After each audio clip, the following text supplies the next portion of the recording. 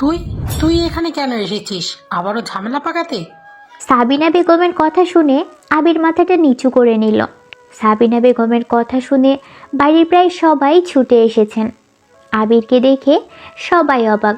আবিরের দিকে অবাক হয়ে তাকিয়ে আছে।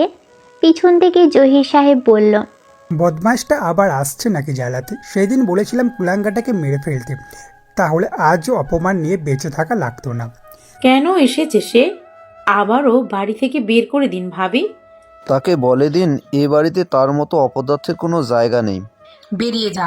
একবার মান সম্মান নষ্ট করে তোর স্বাদ মেটেনি, আবার এসেছিস। চলে যা আবির। কিরে, কথা শুনিস না কেন তুই?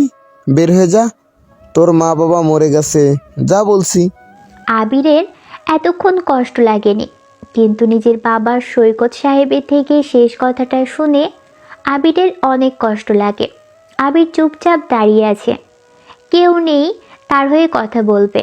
5 বছর পর বাড়িতে এসেও কারো মনে একটুও আবিরের প্রতি ভালোবাসা নেই দেখে সে আবার ফিরে আসার প্রস্তুতি নিল। হঠাৎ পিছন থেকে আজাদ সাহেব বললেন, আবির, আয় আমাদের বাসায় থাকবি। আর বড় ভাবি, বুঝলাম না তোমরা কেন ছেলেটার সাথে এমন করছো। যা হওয়ার তো আগেই হয়ে গিয়েছে, তাই না? এখন আর এইসব বলে কি লাভ? আপনাদের সমস্যা হলে আমি আবিরকে আমাদের বাড়িতে নিয়ে যাচ্ছি। চলে আয় আবির। আজাদ ভাই, আপনি ওর সাথ দিচ্ছেন শিরিনের কথায়? ভাবি, বাদ দেন তো, আয় আবির। আজাদ সাহেব আবিরের হাত ধরে টেনে নিয়ে যায়। আবির কিছু না বলেই আজাদ সাহেবের সাথে চলে আসে। পাশাপাশি দুইটা বাড়ি, দুইটাই 3 তলা বাড়ি। একটা হলো সৈকত সাহেবের, আরেকটা হলো আজাদ সাহেবের। সৈকত আর আজাদ হলো ছোটবেলার বন্ধু। একসাথে বিজনেস কোম্পানি শুরু করে, আর একসাথেই আছে দুজন। সৈকত সাহেবের 2 ছেলে 1 মেয়ে, আরাফ, আবির আর আরিতা। আর আজাদ সাহেবের 2 মেয়ে, শিরিন আর ইরিন। ইরিন আবিরের থেকে 3 বছরের ছোট। তবে ছোট থেকেই আবির আর ইরিনের মধ্যে ঝগড়াময় সম্পর্ক ছিল। কিন্তু আবিরের এক কাণ্ডে সে গ্রাম ছেড়ে চলে যায়। 5 বছর পর দেশের বাড়িতে ফিরে এসেছে আবির। যখন আবির গ্রাম ছেড়েছিল তখন আবিরের বয়স ছিল 20 বছর। আবির এখানে ফিরে পরিবারের থেকে এমন কিছু কথা শুনবে কখনো ভাবেনি। আজাদ সাহেবের সাথে আবির ছোট থেকে বেশ ফ্রি ছিল। আবিরকে নিয়ে উনি বাড়িতে আসে। দরজা খুলে ভিতরে আসে। ইরিন আর তার মা মাইমুনা বেগম সোফাতে বসে আছে। আজাদ সাহেবকে আসতে দেখেই সবাই টিভি অফ করলো। সাথে আবিরকে দেখে দুজনেই দাঁড়িয়ে যায়। আবির না, ও কখন আসছে? আবিরকে তুমি এখানে কেন এনেছো? আজ থেকে আবির আমাদের বাসায় থাকবে। আর কোনো কথা শুনতে চাই না। আশা করি আমার সিদ্ধান্তে কেউ একমত হবে না। আর হলে সৈকতের বাড়ি গিয়ে থাকতে পারো। আমি আবিরকে নিয়ে এখানেই থাকবো। ঠিক আছে, কোনো সমস্যা নেই। আবির ইরিনের দিকে তাকায়। ইরিন আবিরকে দেখে খুশি হলেও দুজনের মারামারির কথা মনে পড়ে জোরে একটা শ্বাস নেয়। আবিরের পরিবার আবিরকে সহ্য করতে না পারলেও ইরিনের পরিবার আবিরকে সবসময় সাপোর্ট করে।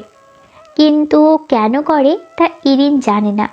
জানে 3 জন মানুষ, আবির, আজাদ আর মাইমুনা।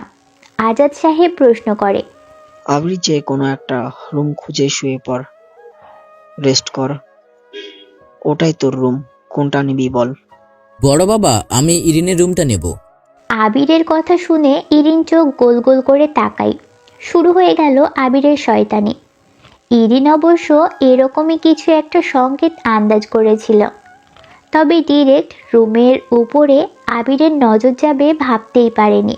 এখন বাবা আছে বলে আবিরের সাথে মারামারি বা ঝগড়া করবে না শিরিন। এতদিন পর এসেও আবিরের সাথে ইরিনের ঝগড়া কমেনি। এরকমই একটা ইঙ্গিত দিল আবির। কেন আবির ভাইয়া, আপনি আমার রুম নেবেন? একদমই গোছালো না, ফালতু রুম। আমি আপনার জন্য একটা ভালো রুম তৈরি করে দিচ্ছি। চুপ কর তো, হরিণের মতো না লাফিয়ে আমার ব্যাগটা ধর, তারপর তো রুমে নিয়ে যা। আপনি এখনো আপনার শয়তানি স্বভাব পাল্টাননি। ভালো হয়ে যান আবির, আপনাকে অনেক সুযোগ দিয়েছি। চুপ কর হরিণ, চল আমার সাথে। আবির কথাটা বলেই ইরিনের মাথায় একটা চাটি মারে। আবিরের দিকে রাগী দৃষ্টিতে তাকিয়ে থাকে ইরিন। আজাদ সাহেব আছে দেখেই আবির যেন একটু বেঁচে গেল। আজাদ সাহেব বলে, এই রে, আবিরকে নিয়ে যা, যেখানে ইচ্ছা থাকুক। সমস্যা কি? তোর জন্য পুরো বাড়ি তোর, তুই যে কোনো একটাতে থাকবি। নিয়ে যা। আবির রুমে গিয়ে ফ্রেশ হয়ে খাবার খেয়ে নে, আমি আসছি। ঠিক আছে বড় বাবা। ইরিন কিছু বলতে পারে না। আবিরের মোটা ব্যাগ হাতে নিয়ে আগে আগে যেতে থাকে। মনে মনে আবিরের মাথা ফাটানোর পণ করে একটা আনন্দ পাই, সেটা কল্পনা করছে। আবির ইরিনের মনের ভাব বুঝতে পেরে বলল, মাথা ফাটালে এত খুশি হবি? বাপ রে, আমি কিন্তু তোর থেকে বেশি খুশি হব তোর গায়ে গোবর ছুঁড়ে মারতে পারলে। আপনি না একটা খচ্চর, জিরাফ একটা, লম্বু জিরাফ। খালি বাবা যাক, কে কাকে গোবর ছুঁড়ে মা টের পাবেন। চুপ থাক, একটা ব্যাগ টানতে পারিস না, খালি শয়তানি বুদ্ধি মাথায় থাকে। বলি, বলিউডের নায়িকাদের মতো চিকনা না হয়ে যদি একটু নিজের শরীরের দিকে নজর রাখতিস তাহলে এমন চিকনা হরিণের মতো হতিস না, ব্যাগটাও টানতে পারতি। দেখেন, আমাকে একদম হরিণ বলবেন না। আমার নাম ইরিন, আপনি জিরাফ। কিন্তু আমাকে কেন জিরাফ বলিস? আপনি যে লম্বু, তাতে জিরাফ বলবো না তো কি খ্যাকশাল বলবো? যদিও আপনি খ্যাকশাল হলে হেব্বি মানাতো, রোজ মুরগি চুরি করতেন। এমনিতে আপনাকে মুরগি চুরির মতনই লাগে, খালি মানুষ তো তাই শেয়াল বলতে পারি না। তবে রে দাঁড়া। আবির কথাটা বলেই ইরিনের কান টেনে ধরল। আবিরের হাতে নিজের কান টানার খেয়ে চিৎকার করতেও পারছে না ইরিন, কারণ যদি মা বাবা আসে আবির নিজেই উল্টে বানিয়ে ইরিনের বিপক্ষে বলবে, উল্টো ইরিন আরও বকা খাবে। তাই চুপচাপ সহ্য করে নেয় ইরিন। কিছু সময় পর ইরিন তার রুম আবিরকে নিয়ে আসলো। আবির চারপাশে তাকায়, অনেক সুন্দর একটা রুম। হঠাৎ কাপড় চোপড়ের দিকে নজর যায় আবিরের। আবির ওদিকে তাকিয়ে থাকে। আবিরের দৃষ্টি অনুসরণ করে ইরিন বুঝলো তার পার্সোনাল বুকের একটা কাপড়ের দিকে আবির তাকিয়ে আছে। এই, আপনি তো বদমাশ কেন? নজর কোথায়? ইস, সরাতো তোর এসব কাপড়, এইসব বের করে রেখেছিস সামনে, ছি। এই, এটা মেয়ের রুম, আপনি সেধে আমার রুমটা নিয়েছেন। ফাজিল ছেলে, কোনো কিছু বোঝেই না, বেয়াদব। চুপ কর, যা বের হ রুম থেকে, সব নিয়ে যা। ইরিন কিছু না বলেই ইরিনের সব কিছু নিয়ে চলে যায় পাশের রুমে। আবির বিছানায় বসে বসে ইরিনের আসা যাওয়া দেখছে। ইরিন রাগের দৃষ্টিতে তাকাচ্ছে আবিরের দিকে বারবার। ইরিন বলে, মাঝে মাঝে এমন রাগ হয় কিছু মানুষের ওপরে, ইচ্ছে করে গলা টিপে ধরি। জিরাফের গলা লম্বা হয়, টিপে ধরে রাখতে পারলে শান্তি লাগতো। মাঝে মাঝে ইচ্ছে করে যেন কারো মাংস কেটে রোস্ট বানিয়ে খাই। হরিণের মাংস সুস্বাদু হয়, রোস্ট করে খেতে পারলে শান্তি লাগতো। আমাকে একদম হরিণ বলবেন না বলে দিলাম। আমাকে জিরাফ বলবি না। এ, নিজে জিরাফের মতো লম্বু। তুই তো নিজে হরিণের মতো লাফাস, নামটাও তো হরিণ রাখলে পারতো। ইচ্ছে করছে গালে কামড় দিয়ে আসি। ইচ্ছে করছে পিছনে একটা কিক মেরে ছাদ থেকে ফেলে দেই। ইরিন একটা বালিশ তুলে আবিরের উপর ছুঁড়ে মারে। আবিরও একটা বালিশ ইরিনের দিকে ছুঁড়ে মারে। এভাবে 2 মিনিট ফাইট হয়। শেষে ইরিন হেরে গিয়ে রুম থেকে বের হয়ে চলে যায়। আবির ওয়াশরুমে প্রবেশ করে, ফ্রেশ হয়ে বের হয়। আবির তার ব্যাগ থেকে সাদা টি শার্ট, ব্ল্যাক শার্ট বের করে পরে নিল, কালো প্যান্টের সাথে সাদা কেস্ট। এরপর খাবার খেয়ে সে বাইরে আসতে যাবে, তখনই হাসিব এসে হাজির।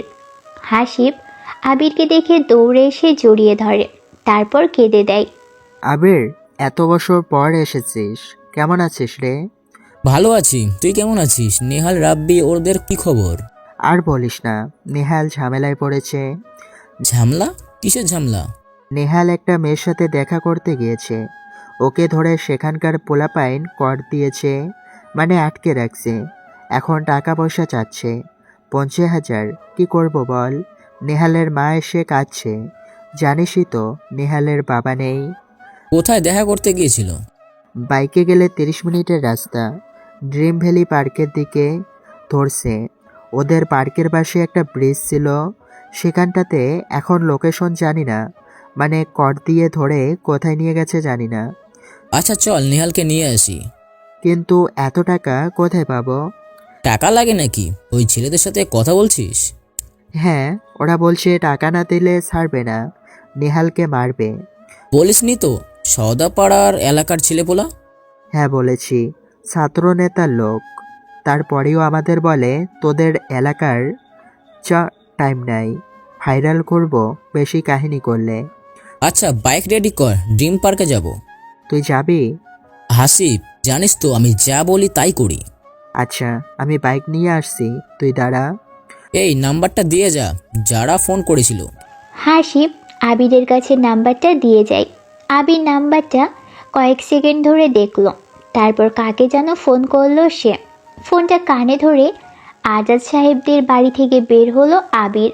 নিজেদের বাড়ির সামনে এসে দাঁড়ালো। বাড়ির সামনে একটা বিশাল বড় বটগাছ। সেই বটগাছের নিচে সিমেন্ট বালু দিয়ে বসার বেঞ্চ বানানো। আবির বেঞ্চটাতে গিয়ে বসে। কতগুলো গাড়ি আবিরদের মানে সৈকত সাহেবের বাড়ির সামনে এসে থামলো। কতগুলো গার্ডসও আছে। গাড়ি থেকে কতগুলো ছেলে নেমে আবিরদের বাড়ির মেন গেটের সামনে দাঁড়িয়ে গেট ধাক্কা দিতে দিতে বলে, ওই শালা সৈকত, বের হ কুত্তার বাচ্চা, কোথায় পালাবি? আজ যদি টাকা না পাই তাহলে তোর বাড়িতে আগুন লাগিয়ে দেব। তোর জমিগুলো যেভাবে লিখে নিয়েছি জোর করে, বাকি যা আছে সব কেড়ে নেব। শালা পার্টি অফিসে আসবি, না হলে তোর খবর আছে বলে দিলাম। ছেলেগুলো আবার গাড়িতে উঠে চলে যায়। আবির এক দৃষ্টিতে তাকিয়ে আছে সেদিকে। ওদিকে আবির যাকে ফোন করেছিল সে রিসিভ করে হ্যালো হ্যালো বলেই যাচ্ছে। আবিরের যেন কোনো হুঁশই নেই। হঠাৎ মনোযোগ চলে যায় ফোনের দিকে। হ্যালো স্যার, আছেন? শুনতে পাচ্ছেন আমার কথা? হ্যাঁ অর্ক, শুনতে পাচ্ছি। শোনো, একটা কাজ করে দাও তো। জি স্যার, বলেন কি লাগবে? একটা নাম্বার দিচ্ছি, জলদি লোকেশন ট্র্যাক করে দাও। নাম্বারের সব ডিটেলস আমার লাগবে 20 মিনিটের ভিতরে। আর কাশিমগঞ্জের উপজেলার রেখা দেখো কোনো অফিসের কোন দায়িত্বে আছে। থানায় অফিসারদের ডিম ভিলেনের পার্কে আসতে বলো জলদি। ঠিক আছে স্যার, আপনার পরিচয় দেব?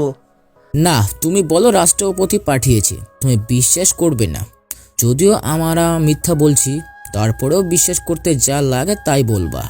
আর আমি রাষ্ট্রপতি স্যারের সাথে কথা বলে নেব না। স্যার, অনেক ঝামেলা হচ্ছে, ফোর্স পাঠাবো? আরে না না, জলদি লোকেশন নাম্বার দাও, অন আছে, ড্রাইভে পাঠাও সব। আবির ফোন কেটে দেয়। নিজেদের বাড়ির দরজা আবিরের জন্য বন্ধ। কিন্তু কেন? আবিরের কেনর উত্তর মনে করে জোরে একটা শ্বাস নিয়ে মুচকি হাসল। আবির পায়চারি করছিল বটগাছের সামনে। রাস্তার এক পাশ দিয়ে কতগুলো মেয়ে আসছিল। আবির ওদের দিকে একবার তাকায়। একটা মেয়ে আবিরের দিকে তাকিয়েছিল। আবির তাকাতেই হেসে ওঠে। মেয়েগুলো হঠাৎ দাঁড়িয়ে যায়। আবিরকে দেখে বলে, নতুন আসছে মনে হয়। ছেলেটা কে রে? হেভি হ্যান্ডসাম তো, ক্রাশ খাইছি আমি। ওইটা আমার ভালো লাগছে, মারবো কিন্তু নজর দিলে। চল তাহলে কথা বলে আসি। আবিরের কাছে আসে মেয়েরা। আবির বেশ হাবসাব নিয়ে দাঁড়িয়ে আছে। হিয়ারা আবিরের কাছে আসলো। হিয়া বলে, এলাকায় নতুন দেখছি, নাম কি আপনার? ভাবছি আমার নাম ডায়াবেটিস রেখে দেব। মানে ডায়াবেটিস মানে? এটা কি পাগল নাকি? মিষ্টি আর ডায়াবেটিসের মধ্যে একটা ক্লোজ রিলেশনশিপ আছে, তো মিষ্টি খেলে ডায়াবেটিস হয়। তো আপনার নাম কেন ডায়াবেটিস রাখবেন? কারণ তুমি হেভি মিষ্টি দেখতে। হিয়া সহ ওর বান্ধবীগুলো হাঁ হয়ে আবিরের দিকে তাকিয়ে থাকে। আবির মুচকি হেসে সেখান থেকে চলে যায়। কিছুটা হেঁটে এসে পিছনে তাকায়। হিয়া তাকিয়ে আছে আবিরের দিকে। আবির মুচকি হাসলো, তারপর সোজা হয়ে হাঁটা শুরু করে। তখনই আবিরের ফোনের নোটিফিকেশন টিউন বেজে উঠল। আবির ফোনের দিকে তাকায়। ড্রাইভে একটা নোটিফিকেশন আসছে। আবির ওপেন করতেই সেটা গুগল ম্যাপের সাথে কানেক্টেড হয়ে যায়। ড্রিম ভ্যালি পার্ক থেকে আরও বেশ খানিকটা দূরের লোকেশন। আবির লোকেশন দেখছিল। তখনই হাসি বেশে বাইক থামালো আবিরের সামনে। জলদি আয় তো, শালারা ফোন করে বারবার টাকা চাচ্ছে আর গালি দিচ্ছে। কিছু বলতে পারছি না, নেহাল ওদের কাছে আছে তাই, কিন্তু ওদের খুঁজবো কোথায়? বাইক চালা। ছেলেপুলেদের ডাকি, একা যাব? ভয় পাচ্ছিস? না না, ভয় কেন পাবো? জামিল সর্দারের লোক আমরা, ভয়ের কি আছে? জালিম সর্দার কে? আমাদের বর্তমান এমপি, তবে চেয়ারম্যান সাথে থাকি, কারো গোনার সময় নেই। ও আচ্ছা, আজ দেখি তাহলে আমাদের চেয়ারম্যানের পাওয়ার।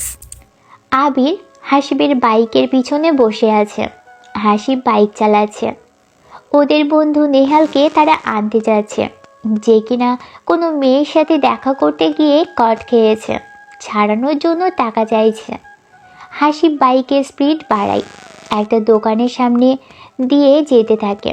তখনই আবির দেখতে পাই ওদের বাড়ির সামনে খানিকটা আগে যে গাড়িগুলো থেমেছিল, একটা ছেলে গাড়ি থেকে নেমে অনেক কথা শুনিয়েছিল, সেই গাড়িগুলো দাঁড়িয়ে আছে।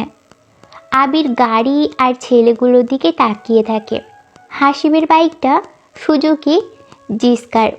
বেশ কিছু সময় পর ওরা দুজন পার্কের সামনে এসে থামলো। আবির আর হাসিব বাইক নিয়ে ড্রিম ভ্যালি পার্কের সামনে এসে থামলো। হাসিবের ফোনে আবার কল আসে ছেলেগুলোর থেকে। হাসিব রিসিভ করতেই বলে, কই শালা তোরা, আমি পার্কের সামনে তোদের, আয় দেখি। তোদেরকে তো বললাম বিকাশ নাম্বার দিচ্ছি, টাকা সেখানে পাঠিয়ে দে। আরে টাকা তুই নিজের থেকে নিয়ে যা। শালা মাদার, টাকাতে বিকাশে, না হলে তোর বন্ধুর খবর খারাপ করে দেব। পুলিশ পাঠিয়ে দেব কিন্তু। তোর পুলিশ আমার নিচের চুল ছিঁড়বে শালা, টাকা দে। আবির ফোনটা হাতে নেয়, রনিকে বলে, স্যার আমার বন্ধু ভুল করেছে, প্লিজ ওনাকে মাফ করে দেন স্যার, আরও কখনো এমন ভুল করবে না। আবিরের কথা শুনে ওপাশ থেকে রনি বলে, তুই কে শালা? ওহ, এই হারামিটার বন্ধু নাকি? কিন্তু তোর বন্ধুর তো কোনো মাফ নেই, ও তো চরম ভুল করেছে, একটা মেয়ের সাথে আকাম করতে গিয়ে ধরা পড়েছে। আবির বলে, আচ্ছা স্যার, সরি তো, ওকে ছেড়ে দেন। ছাড়বো না, ওকে আগে মারবো, জরিমানা নেব, তারপর ছাড়বো। দেখেন স্যার, বন্ধু ভুল করেছে সেটা ঠিক আছে, কিন্তু সে আমাদের বন্ধু। সোজা সাপটা বলছি, আমার বন্ধু কখনো এমন কাজ করতেই পারে না। ওর গায়ে একটা যদি মারের দাগ থাকে, কসম এই শহরে আমি জ্বালিয়ে দেব। বাপরে, ওরে ভয় পাইছি আমি, কেউ ধর আমারে। শালাকে আগে পিটা, তারপর চল ওদের কাছে। রনি কথাটা বলেই নেহালের গালে সজোরে চড় দেয়। নেহালের মুখে টেপ লাগানো থাকায় আওয়াজ সহ চড়ের শব্দটাও শুনতে পাই আবির ফোনের এপাশ থেকে। আবির মুচকি হেসে বলে, তোর নাম রনি, পুরো নাম রনি আহমেদ, তোর বাবার নাম রহিম আহমেদ, তোর মায়ের নাম তাসনিয়া বেগম, তোর বিভাগ সিলেট, জেলা শিরোনাম থানা ফুলবাড়ি, তোদের ইউনিয়ন ছেদগাছি গ্রাম, গ্রামের নাম রূপপাড়া। তুই থাক, আমি আসছি। ওই তুই কে? তুই আমার ডিটেলস কোথায় পেয়েছিস? তোর হাতে যে বাটন ফোনটা, সিম ফ্যানিডিট, সেই ফোনের আইপি অ্যাড্রেসও আমিও জানি। তুই যদি অ্যান্ড্রয়েড চালাইতি, এতক্ষণে তোর সব ডিটেলস হ্যাক করে নিই। সামনে আয়। দেখ, তোর এই বন্ধুর সাথে এই মেয়ের বিয়ে দেব, সাথে তো মায়ের আছে, খুঁজে বের কর আমাদের। বেশি ভাব নিচ্ছিস না? জানিস এই রহিম আহমেদকে? এলাকার মেম্বার, আমি হলাম তার ছেলে। আবির ফোনটা কেটে দেয়। পার্কের সামনে একটা ছোটোখাটো রেস্টুরেন্ট আছে। আবির রেস্টুরেন্টের ভিতরে প্রবেশ করলো। মুখে খোঁচা খোঁচা দাড়ি, তবে নিচের দিকে লম্বা করে রাখা, চুলগুলো কিছুটা এলোমেলো, খুব বেশি মোটা না, তবে জিম করা শরীর তা বোঝা যায়। হাসিব আবিরের পিছু নিয়ে ভিতরে আসলো। আবির রেস্টুরেন্টের আশেপাশে তাকাই। রেস্টুরেন্টের একপাশের টেবিলগুলো একটা একটা কবুতরের খোপের স্টাইলে বানানো, বোঝাই যাচ্ছে এটা কাপলদের জন্য।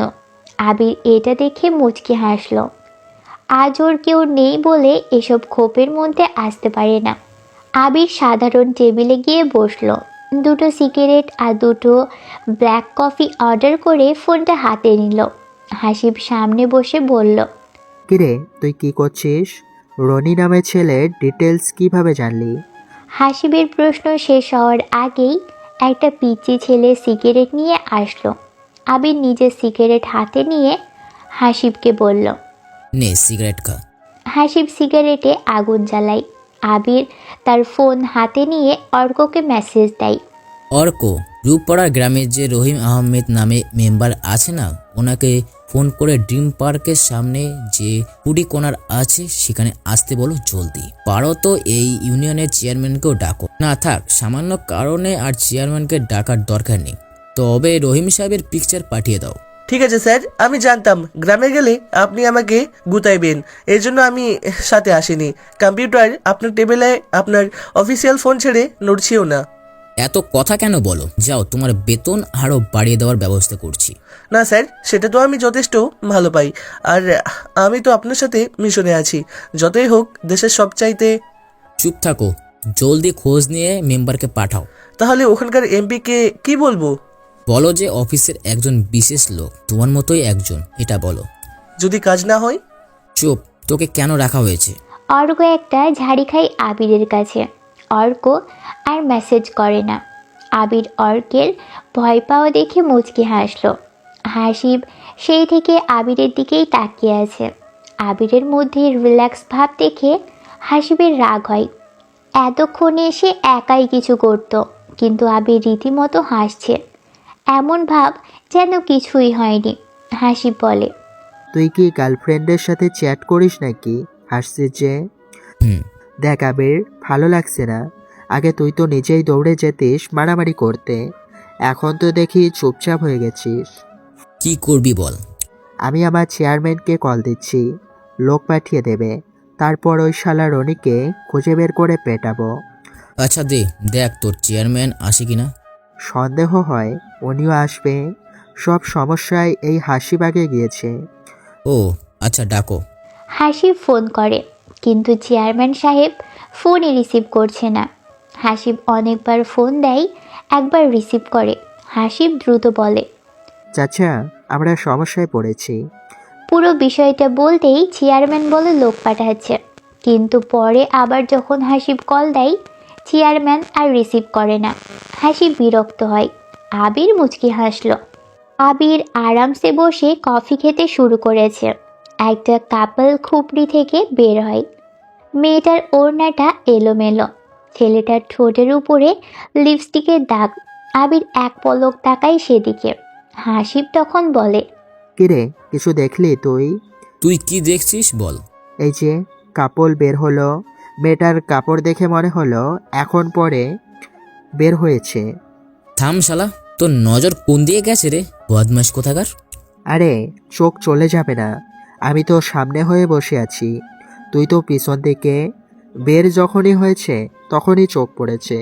দেখ আমাদের খাবারের মেনু বার, মানে এখানে যেসব সাধারণ টেবিল আছে সেখানে একটা কফির দাম 30 টাকা, আর যখন তুই এই কুফির মধ্যে ঢুকবি একটা কফির দাম 80 টাকা। অর্ডার করতেই হবে তোমার। টাকা তারা কেন নিচ্ছে এটা বুঝছিস তো? লিগাল আর আনলিগাল বিজনেস। কি করবি এসব জেনে? গফ আছে, যা তুই নিয়ে আয়, তুইও যা। যাস শালা, চুপ থাক শয়তান। দুজনে হাসতে থাকে। হঠাৎ একটা লোক আসলো ভিতরে। আবির হাসিবকে বলল, বাইরে যা, তোর চেয়ারম্যানের লোক যেটা আছে, মানে তুই যাদের সাথে থাকিস ওদের ফোন দিয়ে ইচ্ছে মতো গালি দে, যে তোর উপকারে আসে না, যা। হাসিব মাথা নেড়ে হ্যাঁ বলে চলে যায়। লোকটা আশেপাশে তাকায়। আবির ইশারা করে ডেকে বলল, এই যে 7 নম্বর ইউনিয়নের রূপপাড়ার গ্রামের মেম্বার রহিম সাহেব, এখানে বসো। এই কে আছো? একটা গোল্ড লিফট আর একটা গোল্ড কফি নিয়ে আবিরের কথা শুনে রহিম মেম্বার চমকে ওঠে। এই ছেলেটা তাকে এভাবে ডাকছে ভাবতেই কেমন চমকে যায়। রহিম মিয়া আসলো, চেয়ারে বসলো। আবির নিজের কফির মগে শেষ চুমুক দিয়ে ফোনটা হাতে নিয়ে বলল, আগের মেম্বার তাবুল সাহেব নাকি খুব ভালো ছিল। আপনি মেম্বার হয়েছেন প্রথমবার, তাই তো তাবুল মিয়া ছিল 10 বছর। কি ভোট চুরি করে মেম্বার হননি তো? স্যার আপনি কে? আমাকে এখানে এমপি সাহেব কল করে আসতে বলেছে। আমি কি করলাম? রনি আপনার কয় নাম্বার ছেলে? বড় ছেলে, প্রথম ছেলে সে। বাকি দুজন দেশের বাইরে থাকে। মুরব্বী মানুষ আপনি, শরীরের বয়সের স্পষ্ট ছাপ বোঝা যাচ্ছে। বলতে কষ্ট হলো, এটাই সত্য। বাপের কাঁধে ছেলের লাশ কষ্টের বিষয়। মা মানে? আপনি কি বলতে চাচ্ছেন? আপনাকে এখানে কে পাঠিয়েছে জানেন? এমপি সাহেব ফোন করছে আমাকে, এই ঠিকানাটা দিল। যেভাবে আমি সেভাবেই যেতে বললো, কিন্তু কার কাছে আর কেন আসতে বললো তা জানি না। জানবেন না। শোনেন রহিম মিয়া, ঠান্ডা মাথায় বলছি, আপনার ছেলেকে একটু দেখে শুনে চলতে বলবে। আমি চাইলে তাকে খুঁজে বের করতে পারি, কিন্তু সে বাবা বলে ডাকবে, ওই সেই ডাকাতে আপনার কান পর্যন্ত অবধি পৌঁছাবেন। এমনও হতে পারে ছেলেকে আর খুঁজেও পাচ্ছেন না, ওই যে বাবার কাঁধে ছেলের লাশ ভারী হবে, তাই মানবতার খাতিরে ভারী করতে চাই না কাঁধে। কি করছে সে? আস্তে স্যার আস্তে, ছেলেকে কল দিন, তাকে ডাকেন, বলেন যে ছেলেটাকে আটকে রেখেছিস, সেই ছেলে সহ যেন তার সবাই পার্কের সামনে আসে। আপনার সময় মাত্র 10 মিনিট, যান। এখনই কিভাবে আনবেন সেটা আপনার ব্যাপার। রহিম মিয়া আবিরের কথা শুনে ঘাবড়ে যায়। বসা দেখে উঠে চলে যায় বাহিরে। রহিম মিয়া ফোন দিতে থাকে তার ছেলেকে।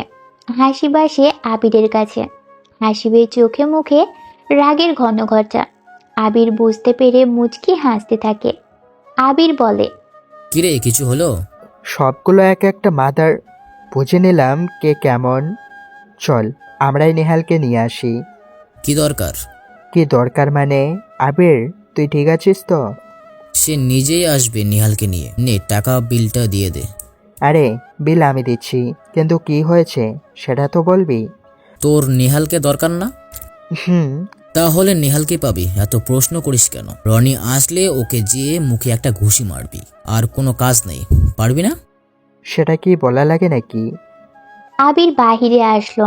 হাসিব বিল দিতে যায়। আবির এসে দাঁড়ায় রহিম সাহেবের কাছে। রহিম সাহেব রনিকে ফোনে বকাঝকা দিচ্ছে, নেহালকে আনার কথা বলছে।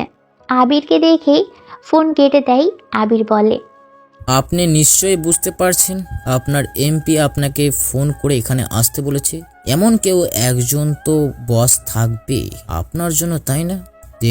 যে সব করতে পারবে। এতটুকু আপনার মাথায় মধ্যে ঢুকবে নিশ্চয়ই। সহজ করে বলি, আপনাকে কোনো সাধারণ লোক এখানে ডাকেনি। জি স্যার, বুঝতে পারছি। আমার ছেলেকে মারবেন না। মারবো না, মারতে হলে খুঁজে বের করেই পিটাইতাম। আপনি মুরব্বী মানুষ, আপনি কোনো কিছু বলার আগে ভাবেন, কিন্তু আমরা হচ্ছি চ্যাংড়া পোলাপাইন, তো চর মারার আগে ভাবি না। রাগ উঠলে মেরে দেই। যাই হোক, আপনার এলাকা আপনার হুমকি দেবেই, মারবেন, এগুলো করতে কোনো সাহস লাগে না, কারণ যার যার এলাকা সে তার ক্ষমতা কে ভালোবাসে, আর আমি ক্ষমতা দেখাতে নয়, ক্ষমতা কেড়ে নিতে ভালোবাসি। ভাববেন না আপনি মুরব্বী, ছোট মেম্বার বলেই এসব আপনাকে বলছি। আপনি আমাকে চেনেন না, চেনাতেও চাই না। আবির থামলো। হাসি বেশে দাঁড়িয়েছে। কিছু সময় পর রনি সহ ওর ছেলেপুলেরা নেহাল আরেকটা মেয়েকে ধরে আনছে। আবির স্থির হয়ে দাঁড়িয়ে আছে। হাসিব নেহালকে দেখার সাথে সাথেই দৌড়ে এগিয়ে যায়। রনির সাথেই ছিল নেহাল, মুখে টেপ লাগানো। হাসিব যে কোনো রকম নোটিশ ছাড়াই রনির মুখে থাম করে একটা ঘুষি মেরে দেয়। আবির মুচকি হাসল। রনি গালে হাত দিয়ে দাঁড়িয়ে থাকে।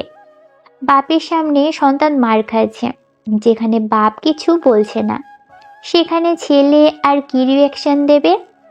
হাসিব নেহালকে নিয়ে আসে আবিরের কাছে। নেহাল আবিরকে দেখেই জড়িয়ে ধরে বলে, আবির বন্ধু, তুই আসছিস এতদিন পর। আবির নেহালকে ছাড়িয়ে নেয়। নেহালকে বলে, মেয়েটাকে রিক্সা ঠিক করে পাঠিয়ে দে। রনিরা চুপচাপ দাঁড়িয়ে থাকে। নেহাল মেয়েটাকে গাড়িতে তুলে দিয়ে আবিরের পিছনে এসে দাঁড়ায়। তারপর বলে, শালার অনেক খারাপ আবির। আমি আর মেয়েটা পাশে দাঁড়িয়ে কথা বলছি। কয়েকবার ওরা সামনে দিয়ে বাইকে করে আসা যাওয়া করে, দেখেছে আমি এলাকায় নতুন, সরাসরি এসে বলে চল। বলেছি কোথায়, চর দিয়ে ধরে নিয়ে গিয়ে কর দেয়। কেমনটা লাগে বিশ্বাস কর আবির, এলাকায় এদের একটারও কারো দেখিয়ে পিস পিস করে পাঠিয়ে দেব। আচ্ছা হাসিব, নেহালকে নিয়ে রেস্টুরেন্টে ঢোক, আমি আসছি। আবির কথাটা বলে রনির কাছে আসে। ততক্ষণে রহিম সাহেব এসে রনির গালে চর বসিয়ে দেয়। আবির রনির খুব কাছে আসে, আস্তে গলায় বলে, ভদ্রভাবে বলেছিলাম নেহালকে ছেড়ে দে। এখন দেখ আশেপাশে কত লোকজন, মান হারানোর সময় লোকজন থাকাটা আমার পছন্দ না। এলাকার তোর নাম ডাক ছিল, সেটা থাকবে না। এলাকাটা সুন্দর, পরিবেশটাও সুন্দর, মানুষ আসে ঘুরবে, তোরা দেখে রাখবি। আকাম করলে কর দিবি, কিন্তু আগে বিষয়টা অ্যানালাইসিস করবি।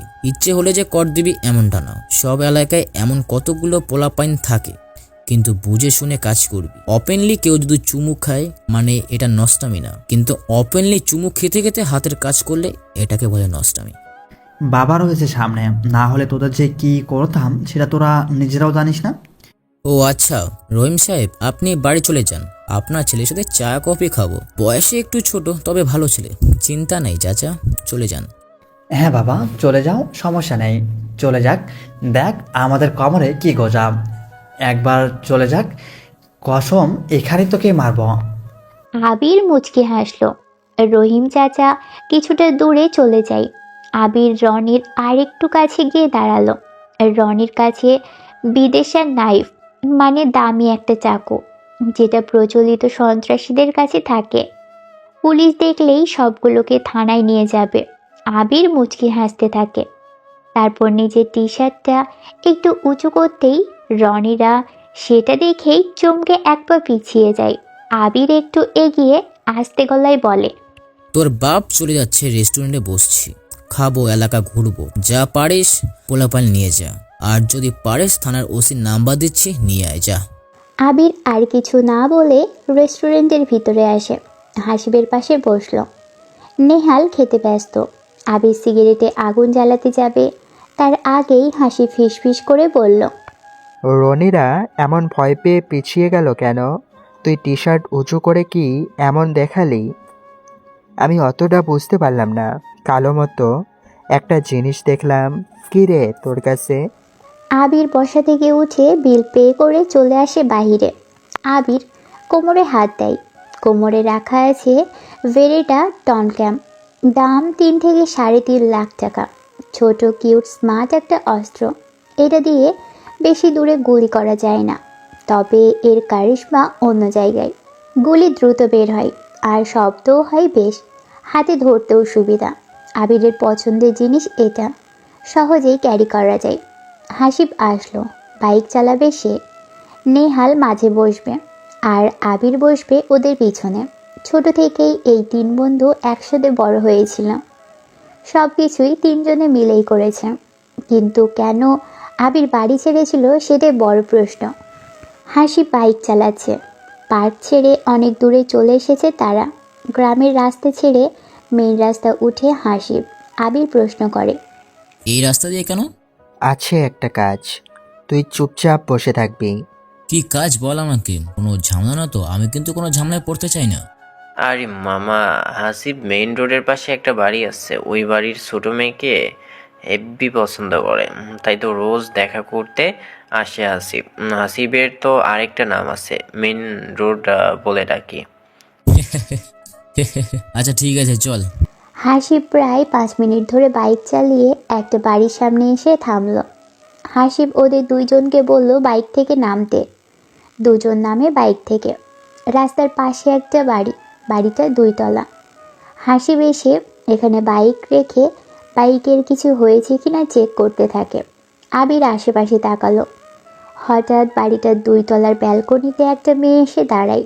হাসিব উঠে দাঁড়িয়ে মেয়েটাকে দেখতে থাকে। আবিরও সেদিকে তাকায়। মেয়েটার দিকে তাকিয়ে থাকে আবির অনেকটা সময় ধরে। মেয়েটাও আবিরের দিকে তাকিয়ে থাকে। 2 জন দুজনকে দেখে যেন স্থির হয়ে যায়। আবির চোখই সরাতে পারে না। মেয়েটাও একইভাবে তাকিয়ে থাকে।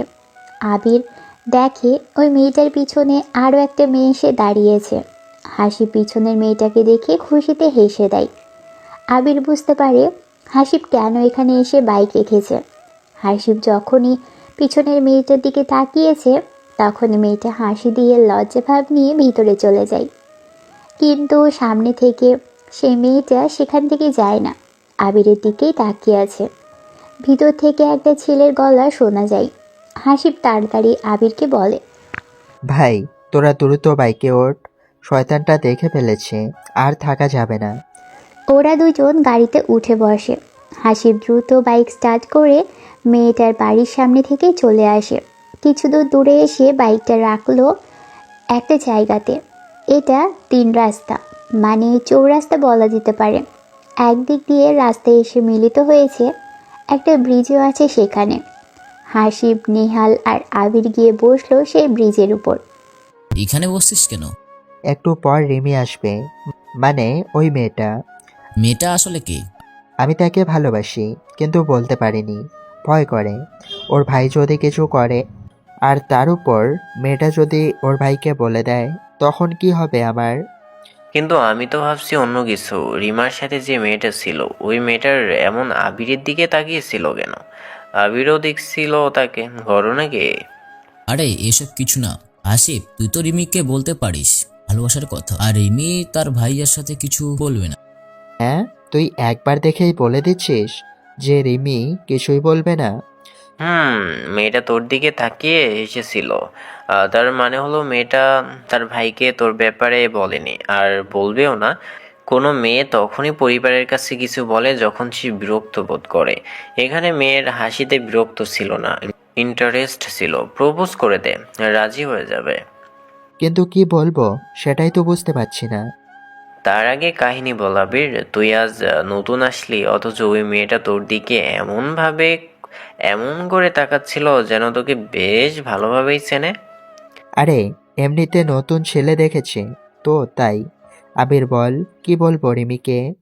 আচ্ছা বলবো, তুই জামিল সওদাগরকে চিনিস? এমপি জামিল? ওর দিকে কি হবে? আছে, যাই হোক, রিমিকে বলবি যদি মনে করো আমি তোমাকে প্রেমের অফার দিচ্ছি, তাহলে তোমার ভাবনা সম্পূর্ণ। আমি প্রেম নিবেদন করতে আসিনি, বা প্রেম নিবেদন করতেও তোমাকে করছি না, তোমাকে প্রেমে আহ্বানও দিচ্ছি না। তোমাকে দেখার বাসনা জেগেছে, তোমার জন্য বারবার মনটা ছুটে আসছে, তাই তোমার মুখটা দেখার জন্য তোর কাছে টানছে। এটা ভালোবাসা কিনা যায় না, তবে ভাবনার যতক্ষণ আমার মাঝে থাকে ততক্ষণ অবধি আমি খুশি ভেতক করি। আমি অনুরোধ কিংবা জোর করে তোমাকে চাই না ভালোবাসার কখনো, তবে আমাকে একটু ইশারা দিও, তোমাকে আমার করে এতটুকু বলবি রিমিকে। তারপর সোজা চলে আসবি, পিছনে তাকাবি না। তারপর কয়েকদিন সিমির সামনে আসবি না। ওই দেখ রিমি আসছে। আমি আর নেহাল চায়ের দোকানে গেলাম, তুই কথা বলেই চলে আসিস। নেহাল আয়, হাসিব দ্রুত যা, জলদি কাজ শেষ কর, আজকে প্রপোজ করবি বুঝছিস, কোনো প্রকার ভয় পাবি না। আবির কথাগুলো বলে নেহালকে নিয়ে চলে আসে। রিমি আসে হাসিবের সামনে। হাসিব পিছু নিতে নিতে রিমির সাথে চলে যেতে থাকে। আবির দোকানে এসে বসলো। নেহাল প্রশ্ন করলো, আবির, এত বছর পর কেন এসেছিস? আগে আসতি। এলাকায় বড় ভাই বলতে আমি হাসিব, রাব্বি ছাড়া কেউ নেই। সবাই দেশের বাইরে। আমরা আছি, আবার রাজনীতি করতে হয়, না হলে সমস্যা। এবার তোর বাবার ঝামেলাটা দেখিস। বরাবর ঝামেলা মানে কিসের? ওই যে তোর যে সমস্যার জন্য কতগুলো জরিমানা গুনতে হয়, জানিস না তো? সেই জরিমানা এতটাই বেশি হয় যে তোর চাচা মানে ইরিনের বাবার থেকে জোর করে জামিল সর্দার অনেকগুলো জমি লিখে নেয়। জমি কেন লিখে দিতে হবে? তোর বাবা নাকি টাকা লোন নিয়েছিল তার থেকে, সেটার সুদ বাড়তেই থাকে। অথচ আমরা জানি তোর বাবা সব টাকা পরিশোধ করে দিয়েছে। এই শালা জামিল আর ওর ছেলে যে কি খারাপ, ইচ্ছা করে জীবন শালারে ওরে ধরে বিলের মধ্যে নিয়ে ইচ্ছা মতো বিটায়। আচ্ছা একটু বস মামা, ঠান্ডা দেন তো। নেহাল ঠান্ডা খা। আবির কথাটা বলে বাহিরে আসে। ফোন বের করে একজনকে ফোন করলো। যিনি রিসিভ করলো ওনার নাম মেহেরাব সাহেব। মেহেরাব সাহেব রিসিভ করতেই আবির বলল, স্যার আপনার ইনফরমেশন একদম ঠিক। তুমি পুরো বিষয়টা আপনার কথা মতোই হচ্ছিল, মানে আমার জয়েন করার আগে আপনি যেভাবে একটা কাজ করে দেবেন সেটা কখনো ভাবিনি। আচ্ছা আপনি কি আমার গ্রামের সম্পর্কে কি জানতেন? আবির, আমাদের চিন্তাভাবনা অনেক বেশি বড় রাখতে হয়। আমি ইচ্ছা করেই তোমাকে তোমার গ্রামে পাঠিয়েছি। এখন বলো কি হয়েছে? আমি তোমার অতীত বর্তমান খুব ভালো করেই জানি। তোমার কাছে এখন সব কিছুর ক্ষমতা। এনজয় করো। জিনিসটা ব্যক্তিগত হয়ে গেছে স্যার। কারেক্ট। অর্ককে বলে রাখছি, যে কোনো সময় তুমি ওর থেকে হেল্প পাবা। রাখছি স্যার। তবে হ্যাঁ, কোনো ছোটোখাটো ঝামেলায় জড়িও না। 5-7 বছর ধরে তুমি আমার কাছে, নিজের সন্তান নেই, তুমি ছাড়া কিন্তু আমার কেউ নেই। সাবধানে থাকিও। ঠিক আছে স্যার, রাখছি। আবির ফোন কেটে দিয়ে ঘুরে তাকাই। হাসিব দৌড়ে আসছে। নেহাল চায়ের দোকান থেকে বের হয়। হাসিব দৌড়ে আবিরের কাছে এসে হাঁপাতে থাকে। আবির বলে, কিরে হাঁপাচ্ছিস কেন? রিমি মারছে নাকি? আজ দিয়েছে তো মামা, প্রেমের স্বাদ গেল রে। আরে গাধা, আমার বাইক কোথায়? দেখ, আমার বাইক নেই। বাইকের চাবি কোথায়? রিমিকে দেখার পর তো চাবি নেব কি? ভুলে খাইছিলাম। চাবি তো বাইকের সাথেই ছিল। আমার গাড়ি কই গেল রে?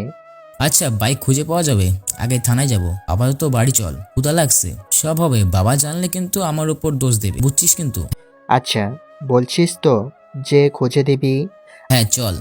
ওরা তিনজন রিক্সা করে বাড়িতে চলে আসে। আবির বাড়িতে এসে দেখে ইরিন সোফাতে বসে আছে, আর পাশেই ইরিনের মা ইরিনকে খাবার খাইয়ে দিচ্ছে। আবির সোজা গিয়ে ইরিনের লম্বা বিনুনি করা চুল ঠাস করে জোরে টান দেয়। ইরিন ও মাগো বলে চিৎকার করার আগেই আবির চিৎকার করে বলা শুরু করে, বড় আম্মু, তোমার মেয়ে দেখো আমাকে জোরে চিমটি কাটলো। সারাদিন বাসা ছিলাম না, ভাবলাম ওর সাথে একটু কথা বলি, তার আগে আমাকে চিমটি দিয়েছে। কেন দিছিস? তোর রুমে থাকি বলে? আল্লাহ, মা ও মা, এ কি? এই ছেলে বলে কি? সে নিজেই আমার। বানিয়ে আরো বল যে এসে তোর চুল ধরে টেনেছি। বড়দের সামনে মিথ্যা কথা বলতে তোর এখনো অভ্যাসটা যায়নি। মা, সত্যি জিরাফের নানা আমার চুল ধরে টেনেছে। দেখছো বড় মা, আমার কথা শেষ নাই হইতে কেমন করে গল্প বানাচ্ছে। ওই তোরে যে বলছিলাম আমার কাছে একটু পড়তে বসিস, সেটা তো শুনছিস? কি? আবি তো ঠিকই বলেছে। শুধু শুধু ছেলেটার সাথে এমন করিস কেন তুই? এত বাধা হচ্ছিস কেন দিন দিন? যা, বই নিয়ে পড়তে বস। যা আবিরের কাছে। আমি উঠলাম। বড় মা, ক্ষুধা লাগছে, ইরিনকে বলো খাবার দিতে। কি? ওই, আমি জীবনে বেড়ে খাই না। দেখেননি, মামাকে খাইয়ে দিয়েছিল। আমি নিজেও খেতে পারি না, আমি নাকি খাবার বেড়ে দেব? বড়দের সম্মান করতে শেখ, বুঝছিস? আরে শিখবি না তুই এসব? বিয়ের পর শ্বশুরবাড়িতে গিয়ে কি করবি তুই? যা, আবিরকে খাবার দে। আমার সিরিয়াল দেখতে হবে। একটু পর অরিতা আসলে তো তোর খোঁজই পাওয়া যাবে না। আবির খাবার টেবিলে এসে বসলো। ইরিন আসে আবিরের পাশে, প্লেট সোজা করে ভাতের গামলা থেকে ভাত বেড়ে দেয়। ইরিন 3 চামচ ভাত বেড়ে দিয়ে তরকারির বাটি নিতে যায়। তখনই আবির বলে, ভাত আরো দে, এত অল্প ভাত কেউ খায়? দেখছেন তো, ভালোই দিয়েছি। এবার যা লাগে আপনি বেড়ে নিতে পারছেন না? পারছি না, তুই বেড়ে দে। আচ্ছা। ইরিন আরও 2 চামচ বেড়ে দেয় প্লেটে। আবির তখন বলে, আরে এত ভাত কেন দিচ্ছিস? আরো কমিয়ে দে। বড় মাকে ডাকবো? তুই আমার সাথে ফাজলামি করছিস। ইয়া আল্লাহ, আমাকে বাঁচাও। হয়েছে, কমিয়েছি। আরে এত কমাচ্ছিস কেন? এত কম দিতে বলিনি। উফ। ইরিন দাঁতে দাঁত চেপে দাঁড়িয়ে থাকে। আবির মনে মনে হাসতে থাকে। আবিরের বেশ ভালোই লাগছে ইরিনকে রাগাতে। তরকারি বেড়ে দেয় ইরিন। ইরিন যখন চলে আসতে যাবে তখনই আবির ডেকে বলে, এই কোথায় যাচ্ছিস? মাখিয়ে দে, আমার মাখাতে ভালো লাগে না। কি? আমি মাখবো? ওই, আপনার খেতে হবে না, উঠে যান। কি? তুই আমার খাবার কেড়ে নিচ্ছিস? বড় মা! থামেন থামেন, ডাকতে হবে না। আমার থেকে ওনারা আপনার কথা শুনে বেশি। মাখিয়ে দিচ্ছি। গুড, মাখিয়ে দিয়ে পানি নিয়ে আসবি, বুঝছিস? চোখের ডাক্তার দেখাবেন? কেন? চোখের ডাক্তার দেখাবো কেন? চোখের সামনে পানির জগ রাখা, পানি আনতে বলেন কেন? এই তো নষ্ট ময়লা পানি, তুই পানি এনে দে। পরিষ্কার পানি আনা লাগবে না। দাঁড়া। আবির একটু তরকারি হাতে নিয়ে পানির জগের ভিতরে ঢেলে দেয়। ইরিন সাপের মতো ফোঁস করে জোরে শ্বাস নিতে থাকে। আবির ইরিনের দিকে তাকায়। ইরিনকে রাখলে আরও বেশি কিউট লাগে। আবার সে 2 পাশে চুলের লম্বা বেনি ঝুলিয়ে রাখছে। ঠোঁট চোখের এক্সপ্রেশন দেখেই যেন ফিদা হওয়ার মতো অবস্থা। আবির পিছনে হাত দিয়ে ইরিনের চুলগুলো টান দেয়। ইরিন বলে উঠল, একটা ছেলে আছে, মাঝে মাঝে ইচ্ছে করে সেফটি পিন দিয়ে সারা গায়ে ফোঁটা করে দিই। অসহ্য, বিরক্তিকর। বকে না, পানি নিয়ে আয়। যাচ্ছি। আবির চেয়ার ছেড়ে ওঠে। টি শার্টটা একটু নিচের দিকে টেনে নেয়। কোমরে হাত দিয়ে পিস্তলটা ঠিকভাবে রাখে। ইরিন আর চোখে আবিরের কোমরের দিকে তাকালো। কিছু একটার অস্তিত্ব টের পাই, কিন্তু প্রশ্ন করে না এখন। ইরিন পানির জগ হাতে নিয়ে পানি আনতে চলে যায়। আরিতা আসে সেখানে। আবিরকে দেখে আবিরের সামনে এসে দাঁড়ালো। ভাইয়া, কেমন আছিস? বাপ রে, বড় লোকের মেয়ে আসছে আমার কাছে, তা কি মনে করে? ভাইয়া দেখ, ছোটবেলায় আদর তুই বেশি করেছিস। আমি জানি তুই কেমন। তোর ওপর যে দোষগুলো সবাই দিয়েছিল তা আমি এই বাড়ির সবাই বিশ্বাস করিনি। আমার সাথে তুই এমন করিস কেন ভাইয়া? বাদ দে, বাবার এমপির থেকে কত টাকা নিয়েছিস? আমি জানি না, হয়তো 50 লাখ টাকা হবে। মাত্র? মাত্র? তুই এটা মাত্র বলছিস? জানিস খালি বাড়িটাই আছে, কিচ্ছু নেই আমাদের আর। না বুঝছি, ঠিক আছে। আরিতা চলে যায়। ইরিন আসে পানি নিয়ে। জগটা সামনে রেখে ইরিন চলে যাবে, তখনই আবির ডাক দেয় ইরিনকে। ইরিন এগিয়ে আসে আবিরের কাছে। আবির বলে, এই পানি খাবো না, ফ্রিজ থেকে ঠান্ডা পানি আন। ইয়া আল্লাহ, আমাকে একটু ধৈর্য দাও। আচ্ছা, আপনি আগে কেন বলেননি যে ঠান্ডা পানি লাগবে? আমার ইচ্ছা। আপনার ইচ্ছে বের করছি। আবির খাবার খেয়ে নেয়। অর্ককে মেসেজ করলো। আমার নামে প্রপার্টি কত টাকা হবে সব ডিটেলস আমাকে পাঠিয়ে দাও। আবির যখন খাবার খেয়ে বাইরে আসতে যাবে, ইরিন আর আরিতা বাইরের দরজায় সিঁড়িতে বসে গল্প করছিল। আবির শুনতে পাই, ধুর, ভাল লাগে না চায়ের দোকানের সামনে দিয়ে যেতে। চেয়ারম্যান আর এমপি ছেলে এত বিরক্ত করে। ভাইয়াকে বলবো? থাক থাক, ওদের সাথে বাচ্চা একটা ছেলে এসব পারবে না, ভয়ে চুপসে যাবে। কিরে, কি চুপসে যাব? ভাইয়া, জীবন আছে না, সেই ইরিন আপুকে অনেক বিরক্ত করে। বাহ, এটা তো অনেক খুশির সংবাদ। ইরিন এতদের সুন্দর, আজ তার প্রমাণ পেলাম। আমি ভাবতাম কোনো ছেলে ওকে পাত্তা দেয় না, খালি বড়ই হচ্ছে। আরে তোর লম্বু ভাইরে চুপ থাকতে বল। থাক, হরিণকে আর জ্বালায় না। মন চাচ্ছে একটা ল্যাং মেরে ফেলে দিই। থামো তো তোমরা, ছোটবেলা থেকে তোমাদের কাহিনী দেখছি। আল্লাহ কবে তোমাদের মিল করবে কে জানে। আবির কিছু না বলেই বাড়ি থেকে বের হয়। হাসিব, নেহাল আর রাব্বি আসে। হাসিব আবিরের কাছে এসে বলে, আমার গাড়ি নাকি থানায় পুলিশ নিয়ে গেছে, কেমন লাগে বল? থানায়? আচ্ছা থানায় চল। রাব্বি আসছে, চল আপাতত হাসিবের বিষয়টা দেখি। থানার ওসি কাশেম আইদার একটা মাদারবোর্ড, শালা এমপির পাঁচেটে বেড়ায়, বহুত কাহিনী করবে রে। তাহলে তো খেলা জমবে। কিসের খেলা? আবির কিছু বলে না। নেহাল আর রাব্বির গাড়িতে উঠে পরে হাসিব আর আবির। উদ্দেশ্য ওদের এলাকার থানা। আবির অর্ককে মেসেজ করার জন্য ফোন বের করে। তার নামের প্রপার্টি 2 কোটি টাকার বেশি। আবির অর্ককে হোয়াটসঅ্যাপে মেসেজ দেয়। তোমাকে না বলেছিলাম কাসিমগঞ্জের থানার হেড অফিসারকে আমাকে জানাতে, জানাওনি কেন? স্যার সরি, আমি 1 ঘন্টার ভিতর উপর থেকে নিচ অব্দি কে কে আছে সব পাঠাচ্ছি, ওয়েট। আচ্ছা। আবিরেরা থানার দিকে যেতে থাকে। তারপর আবির, হাসিব, নেহাল আর রাব্বি মিলে থানায় আসে। থানার প্রবেশ করতেই আবির অবাক হয়, কারণ থানার মধ্যে আবিরের বাবা সৈকত আহমেদ, আবিরের সব চাচা, এমনকি ইরিনের বাবাও বসে আছে। জহির সাহেবের ছেলে জায়ান ভাইও আছে। আবিরকে আসতে দেখেই ইরিনের বাবা আজাদ সাহেব এগিয়ে আসে। কি ব্যাপার আবির, তুই এখানে কেন? তোর বাবার সামনে তুই আসছিস, কি হবে বলতো? বড় বাবা, তোমরা থানায় কেন?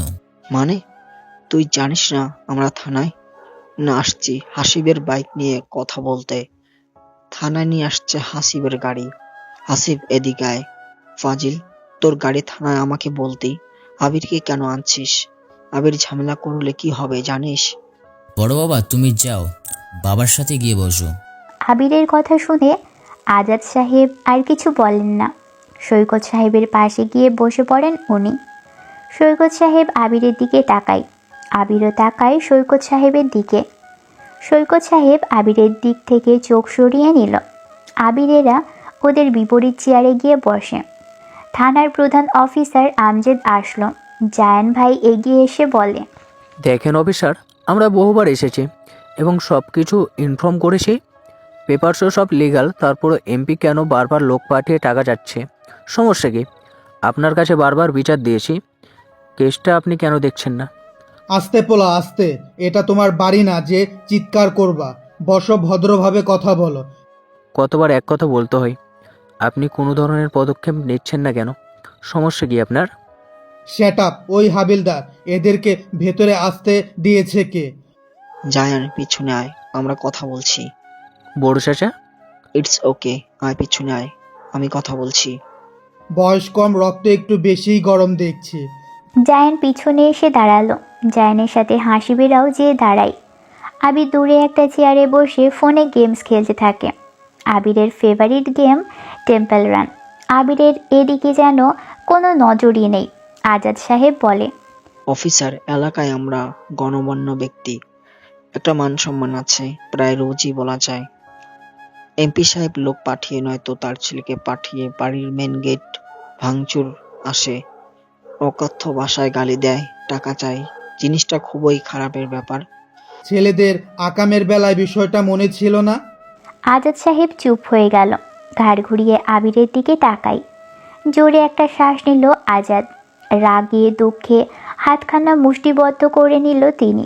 সৈকত সাহেব বলে, অফিসার, আমরা সব কিছু পরিশোধ করেছি। এমপিকে বলবেন পরবর্তীতে যেন এসব কিছু না করে, এর ফল কিন্তু ভালো হবে না।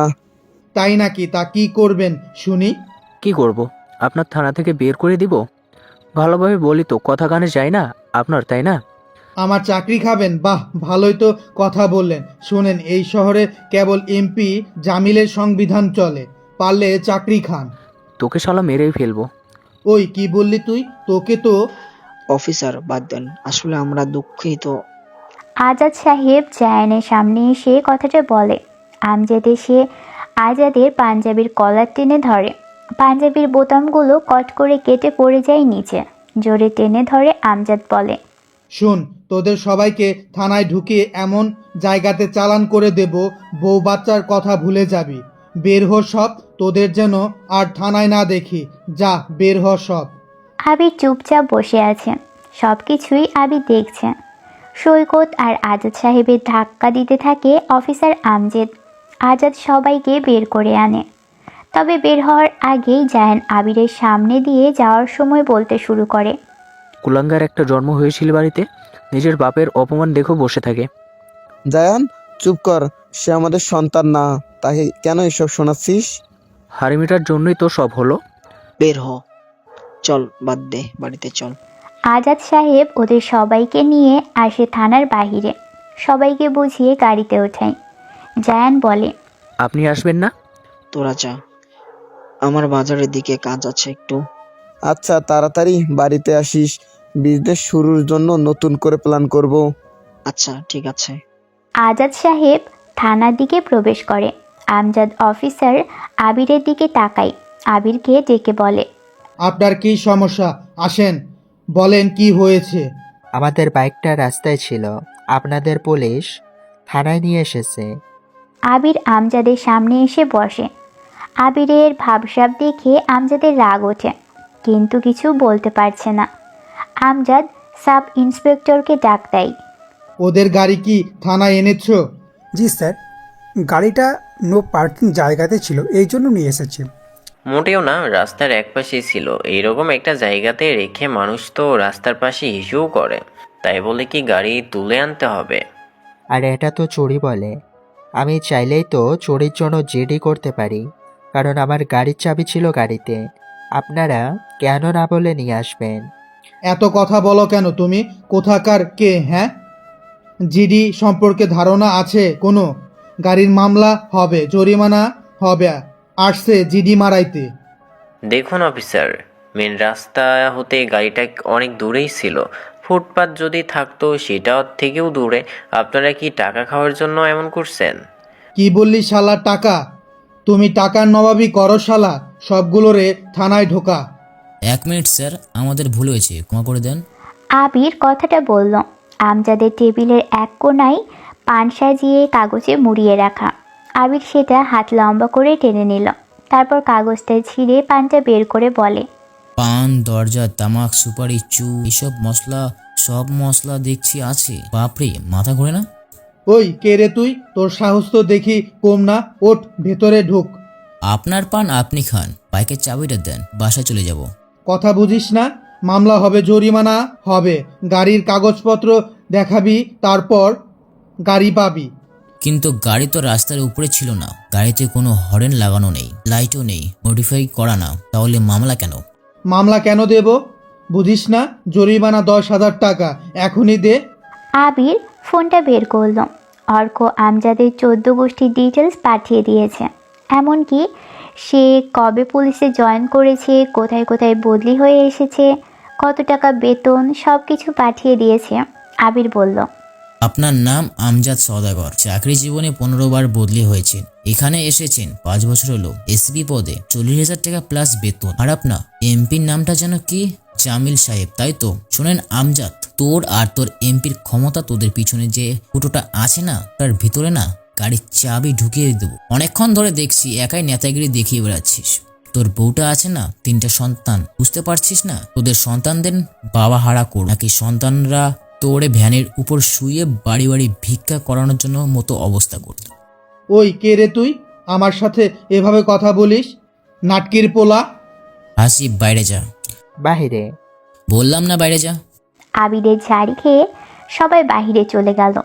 আমজাদ অফিসার সহ বাকি পুলিশেরা সবাই আবিরের দিকে এগিয়ে আসে। আবির টেবিলে থাকা পেপার ওয়েট দিয়ে আমজাদের কান বরাবর জোরে একটা আঘাত করে। আমজাদের কানের উপর অংশ ফেটে রক্ত বের হয়। তারপর আবির কোমর থেকে পিস্তল বের করে আমজাদের দিকে তাক করল। তারপর পকেট থেকে আবিরের কার্ড বের করে আমজাদের দিকে মেলে ধরে। আমজাদ কার্ডের দিকে এক নজর তাকায়, তারপর বড় একটা ঢোক গিলে আমতা আমতা স্বরে বলল, স্যার আমার ভুল হয়ে গেছে, আমাকে মাফ করে দেন স্যার, আপনাকে চিনতে পারিনি, সরি স্যার, স্যার আমাকে মাফ করে দেন। আবির পিস্তলটা কোমরে গুজে চেয়ারে বসলো। আবিরের হাতে রক্তগুলো আমজাদের গায়ে মুছে নিল, তারপর বলল, বাইকের চাবিটা দে। আর সৈকত সাহেব, সমস্যাটা তুই নিজেই দেখবি, নিজে সব পেপার রেডি করে এমপির কাছে ঝামেলা শেষ করবি, মনে থাকে যেন। জি স্যার, আমি সব দেখছি, আপনি কোনো চিন্তা করবেন না।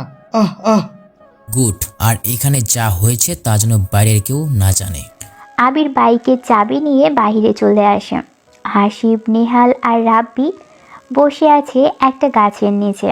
আবির চাবিটা এনে বাইকের কাছে আসলো। আবির রেগে আছে, কেউ কোনো প্রশ্ন করলো না। হাসিব বাড়িতে ফোন করে, তার মাকে কল দিয়ে বলে, মা, বাইক পেয়েছি, বাসায় আসছি। আচ্ছা শোন, আবিরকে বাড়িতে নিয়ে আয়, কতদিন পর আসলো, ডিনারটা করে যা। রাবি, নিহালকেও ডাকিস, সবাই আয় বাড়িতে। আচ্ছা রাখো। এই আবির, আমাদের বাসায় আজকে ডিনার, চল, মা যেতে বলেছে। তাহলে ওদের সাথে তুই যা, আমি পরে আসছি, বাইক নিয়ে গেলাম। আবির কোনো কথা না শুনেই বাইক টান দেয়। থানা থেকে বেরিয়ে জোরে টান দিয়ে চলে আসে আবির। নিজেদের বাড়ি থেকে বেশ কিছুটা দূরে একটা বাগানে আসে। বাগানটাতে কৃষ্ণচূড়া ফুলের গাছ, কদম ফুলের বড় বড় গাছ। মোটা কদম ফুলের গাছের নিচে এসে আবির দাঁড়ালো। এটা মিনি পার্কও বলা চলে। বাগানের সামনে একটা পুকুর। সেদিনের কথা মনে পড়ল। শিরিনের কথা ভেবে আবিরের চোখ বেয়ে পানি পড়া শুরু করেছে। শিরিন হলো ইরিনের বড় বোন। ইরিন ব্যালকনিতে বসে আছে। আবিরের কথা ভেবে মুচকি মুচকি হাসছে। আবিরের সাথে ঝগড়া না করলে যেন ওর একটুও ভালো লাগে না। যদিও সে ইচ্ছে করে না, হয়ে যায়, তবে এটাতে সে অন্যরকম ভালো লাগা অনুভব করে। আবিরকে তার পরিবার কেন এত পছন্দ করে সেটা ইরিন জানে না, তবে ইরিনের মাঝে মাঝে হিংসে হয় তার মা বাবার প্রতি, কারণ ইরিনের থেকে বেশি আদর আবিরকেই করে ওনারা। কিন্তু আবির কোথায়? এখনো বাসায় আসে না কেন? সেই তো দুপুরে বের হয়েছে, আসেই না। এত বছর পর দেশের বাড়িতে এসেছে, তাও কোনো পাত্তা নেই। আজাদ সাহেব বাড়িতে আসে। বাড়িতে এসেই চিল্লিয়ে আবির আবির বলে ডাকে, কিন্তু আবিরের কোনো সাড়া নেই। ইরিন দৌড়ে আসে ওর বাবার সামনে। ইরিন বলে, তোমার পছন্দের ছেলে এখনো ফেরেনি, দেখো কোথায় ঘুরে বেড়াচ্ছে। বান্দরের যে স্বভাব, বনে বাদারেই ঘুরবে। বনে বাদারে মানে নিজুম পরিবাগান? আরে আমি সেটা বলিনি, আসেনি এখনো বাসায়। আজাদ সাহেব ঘর থেকে বের হয়। দ্রুত তার গাড়ি নিয়ে নিঝুমপুরি বাগানে এসে থামল। পাকা রাস্তার এক পাশে গাড়িটা রেখে চিকন সরু পথ ধরল। প্রায় 5 মিনিট হেঁটে বাগানটাতে ঢুকলো। পুকুরের উপর গোল চত্বর ছাদ বাঁধানো। সেই ছাদের উপরে গোল গোল লাইট লাগানো আছে। জায়গাটা আবিরদেরই। আজাদ সাহেব দূর থেকে দেখে আবির কদম ফুল গাছের নিচে বসে আছে, সামনেই বাইক রাখা। আজাদ সাহেব পাশে এসে শিকড়ের উপর বসলো। আবির না তাকিয়েই বলে, বড় বাবা, এই গাছটার কথা মনে পড়ে। তখন যেমন ছিল এখনো তেমনই আছে। অদ্ভুত রকম ঠান্ডা এখানে গাছের তলায়। এখানে কেন এসে বসেছিস? আজকে তোমার বড় মেয়ের জন্মদিন, মনে নেই? আমার মনে আছে সব। ভালো লাগছিল না, তাই এখানে এসে বসে আছি। না, তুই বসবি না। সে আমাদের কাছে আর নেই। এই গাছতলাটা তোরই পছন্দের ছিল। ঠিক আছে, চলো উঠি। তোকে একটা প্রশ্ন করার ছিল আবির। থানায় যা হয়েছে তা গোপন রাখবে আশা করি। সময় হলে আমি বলবো। আমি ক্ষতি করতে আসিনি, আগেও করিনি। আমি জানি রে পাগল, তুই নির্দোষ। সবাই তোকে ভুল বুঝছে, চাইলেই সত্যটা প্রকাশ। প্লিজ বাবা, এটা সেই দিনও আমি বারণ করেছিলাম। এটা নিয়ে আমি যতদিন কথা বলবো না, তুইও বলবি। শিরিন, খুব ভালো থাকো। চলো তো, ভালো লাগছে না। আর ভাবছো থানার কথাটা কিভাবে জানলাম? তোমার গাড়িটা থানার বাইরে দেখেছিলাম। তুমি আমাকে রেখে কখনো বাসায় আসতে না, তাই থানায় ঢুকেছিলাম। চলো উঠি। আবির আর আজাদ বাগান থেকে বের হয়। দুজনেই যার যার গাড়িতে করে যেতে থাকে। আজাদ সাহেব ভাবতে থাকে আবিরকে, সে কি করতে চাচ্ছে, সে কেন এসেছে। বাড়িতে আজ ভালোই রান্না করা হয়েছে। হিয়া খালি বকা শুনে যাচ্ছে, আর বকাটা দিচ্ছে ওরই ভাই হাসিব। বারবার হিয়াকে দিয়ে এটা সেটা করিয়েই নিচ্ছে। হিয়া, যা তো শশা কেটে আন। আবির বিরিয়ানির সাথে শশা খায় অনেক। আবির? কে আবির? কোথাকার আবির? ওই, তোমরা সেই দিকে আবির আবির করছো কেন? প্রেসিডেন্ট নাকি সে, যে আসতে তার জন্য এত কিছু করছো? প্রেসিডেন্ট। তোর কোনো সমস্যা? যা দ্রুত কাজ কর। আবির বজ্জাতটা যে কে, আসুক, মজা বোঝাবো। আরে চিনিস না, তোর বান্ধবীর ভাই। কোন বান্ধবী? কিসের বান্ধবী? আরে আরিতার ভাই আবির।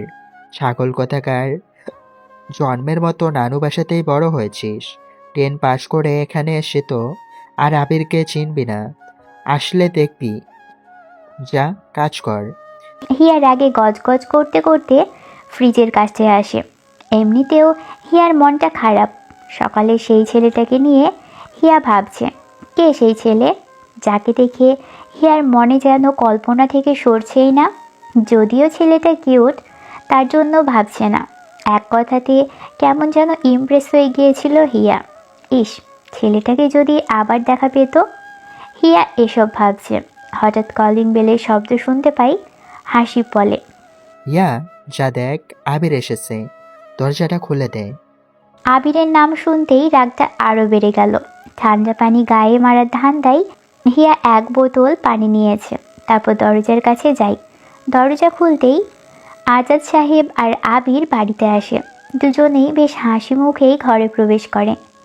ইরিন আর মাইমুনা বেগম দুজনকে দেখে অবাক হয়, কারণ দুইজনেই অনেক খুশি। দুজনকে আসতে দেখে মাইমুনা বেগম বলে, বাবা, আজ দুজনে এত খুশি যে, কি ব্যাপার? আসলে বলা যাবে না, বললে তোমরা হাসবা। আমরাও হাসি। থাক, হরিণ এত ঘট করে হাসতে হবে না। হরিণ হাসলে জঙ্গলের গাছপালা উড়ে যাবে। ওই, আপনি আমাকে আবার হরিণ বললেন কেন? আম্মু দেখেছো, তোমাদের প্রিয় ছেলে সবসময় আমার সাথে এমন করে। শুরু হয়ে গেল দুজনের মধ্যে। তোরা ঝগড়া বাদ দিয়ে খাবার খেতে বয়। আজকে হাসিবদের বাসায় ডিনার করতে যাওয়ার আছে, ফ্রেশ হয়ে যাব। সারাদিন বাইরে ছিলে, গোসল করে যা। বাড়িতে কি খাবার নেই? মানুষের বাড়িতে খেতে চেয়েও লাগবে। তোর কি? আবির নিজের রুমে আসলো। ফোনটা চার্জে দিয়ে ড্রেস খুলে ওয়াশরুমে চলে যায়। গোসল শেষ করে যখন সে বের হবে, তোয়ালে খুঁজতে থাকে। সেখানে কোনো তোয়ালে নেই। আবিরের পরনে 3/4 প্যান্ট। আবির ভেজা গায়ে বাহিরে আসলো। এসেই দেখে ইডিন ওর বিছানায় বসা, ইডিনের হাতে তোয়ালে। এই, তুই এখানে কেন? তোয়ালিটা দে। ইরিন কোনো কথা বলে না, আবিরের ভেজা গায়ের দিকে তাকিয়ে থাকে। আবিরের বুকে কোনো লোভ নেই, জিম করা পেটানো বডি। আবির গা থেকে ভেজা পানি গড়িয়ে পড়ছে নিচের দিকে। আবির ইরিনের দৃষ্টি নোটিশ করতেই নিজেকে 2 হাত দিয়ে ঢেকে বলে, ওই, কোন দিকে নজর তোর? তোয়ালিটা দে এখনই। বয়ে গেছে আপনার দিকে তাকাতে। শুকানো শিয়ালের মতো শরীর, আবার সেটা 2 হাত দিয়ে ঢেকেছে। এই, তুই সামনে থেকে যা তো, তোকে তাকাতে বলিনি। আমার শরীর আমি বুঝবো। ওকে এক হাতে তুললে আকাশে উঠে যাবে। আর সে আসছে আমাকে শুকনো বল। তাই নাকি? খুব শক্তি? এত পারেন তো জান না। জীবনের যে কিছু বলেন, আসছে ভাব নিতে। জীবনকে? আরে চিনলেন না? ওই যে আরিতা তখন বলল এমপি আর চেয়ারম্যানের ছেলে আমাকে রাস্তায় বিরক্ত করে। আব্বুকে বলেছিলাম, কিন্তু বলেছে পুলিশের কাছে যাবে, গিয়েও ছিল, কিন্তু উল্টো বাবাকে অপমান করেছে। অনেক খারাপ। আপনার বাবা আমার সাথে একদিন গিয়েছিল, ওনাকে অপমান করে। আমার বাবাও তো নাকি বিয়ের আগে মাকে নাকি ইফটিজিং করতো, পরে মাকে নাকি জোর করে বিয়ে করেছে। তার মানে তুইও কি জীবনকে বিয়ে করবি? হে আল্লাহ, আমার কি হবে? কি কি বলেন আপনি? আমি কেন বিয়ে করব? আর কি বললেন? আপনার কি হবে মানে? কি হবে রে? কার সাথে ঝগড়া করব? কাকে আমি মারবো রে? আবির কথাটা বলেই ইরিনের গাল টেনে ঠাস করে কপালে একটা চড় দেয়। তারপর তোয়ালেটা কেড়ে নিয়ে আবার ওয়াশরুমে চলে যায়। ইরিন চোখ বড় বড় করে তাকিয়ে থাকে আবিরের চলে যাওয়ার দিকে। মেয়েটা এমনিতেই চিকন, তারপর মারাত্মক সুন্দরী। মুখটা একদম লাল হয়ে গেছে ইরিনের। ইরিন দ্রুত উঠে ওয়াশরুমের দরজা আটকে দেয়। তারপর ফোনের চার্জার খুলে আরামসে বসে থাকে। আবির তোয়ালে পেঁচিয়ে দরজা খোলার জন্য আসে। তখনই বুঝতে পারে বাইরে থেকে আটকে রাখা। চিল্লিয়ে আবির বলে, এই ইরিবিরি দরজা খোল ফাজিল, দরজা আটকে রাখছিস? তোকে যদি সামনে পাই না কি যে করব। খুলবো না দরজা। আমাকে মারার সময় আপনার কিছু মনে হয়নি? আপনি বান্দর হলে আমি বান্দরনি। সবসময় আপনি বাচ্চামো করবেন, এটা তো হবে না গো। তোরে এত সাহস কে দিয়েছে? একবার দরজা খোল, তারপর তোকে বোঝাচ্ছি। খুলতে পারি, একটা শর্তে। আমাকে ঘুরতে নিয়ে যেতে হবে। আচ্ছা নেব, এখন খোল। আইসক্রিম ফুচকা খাওয়াতে হবে। আচ্ছা দেব। চকলেট দিতে হবে, বৃষ্টিতে ভিজতে হবে। আম্মু দেয় না ভিজতে। আরে দরজা খোল। আমি যখনই যা বলবো শুনতে হবে। সব করব। ওকে, তাহলে এখন আরো 2 ঘন্টা ওখানেই থাকেন। উফ। ইরিন দরজা খুলে দেয়। আবির দ্রুত বের হয় ওয়াশরুম থেকে। ইরিনের কান টেনে ধরে বলে, বেয়াদব, যা রুম থেকে, তোরে যেন না দেখি এদিকে। ক্ষমতার অপব্যবহার করেছেন, এটা ঠিক না। আরে যা, রুম ছেড়ে দিলাম, আমার প্যান্টটা পরবো, যা। এখানেই পারেন। এই তুই যাবি? যাচ্ছি, খালি ছাড়ি দিবে। ইরিন চলে যায়। আবির মুচকি হাসে। আবিরের থেকে অনেক ছোট ইরিন, পিচ্ছি একটা মেয়ে, কিন্তু বাদরামির বেলায় খুব পাকা। আবির তাড়াতাড়ি রেডি হয়। কালো প্যান্টের সাথে কালো শার্ট পরেছে আবির। হাতে ঘড়িটা পরে নিল। ফোনটা নিতে গিয়ে দেখে ফোনে চার্জই হয়নি।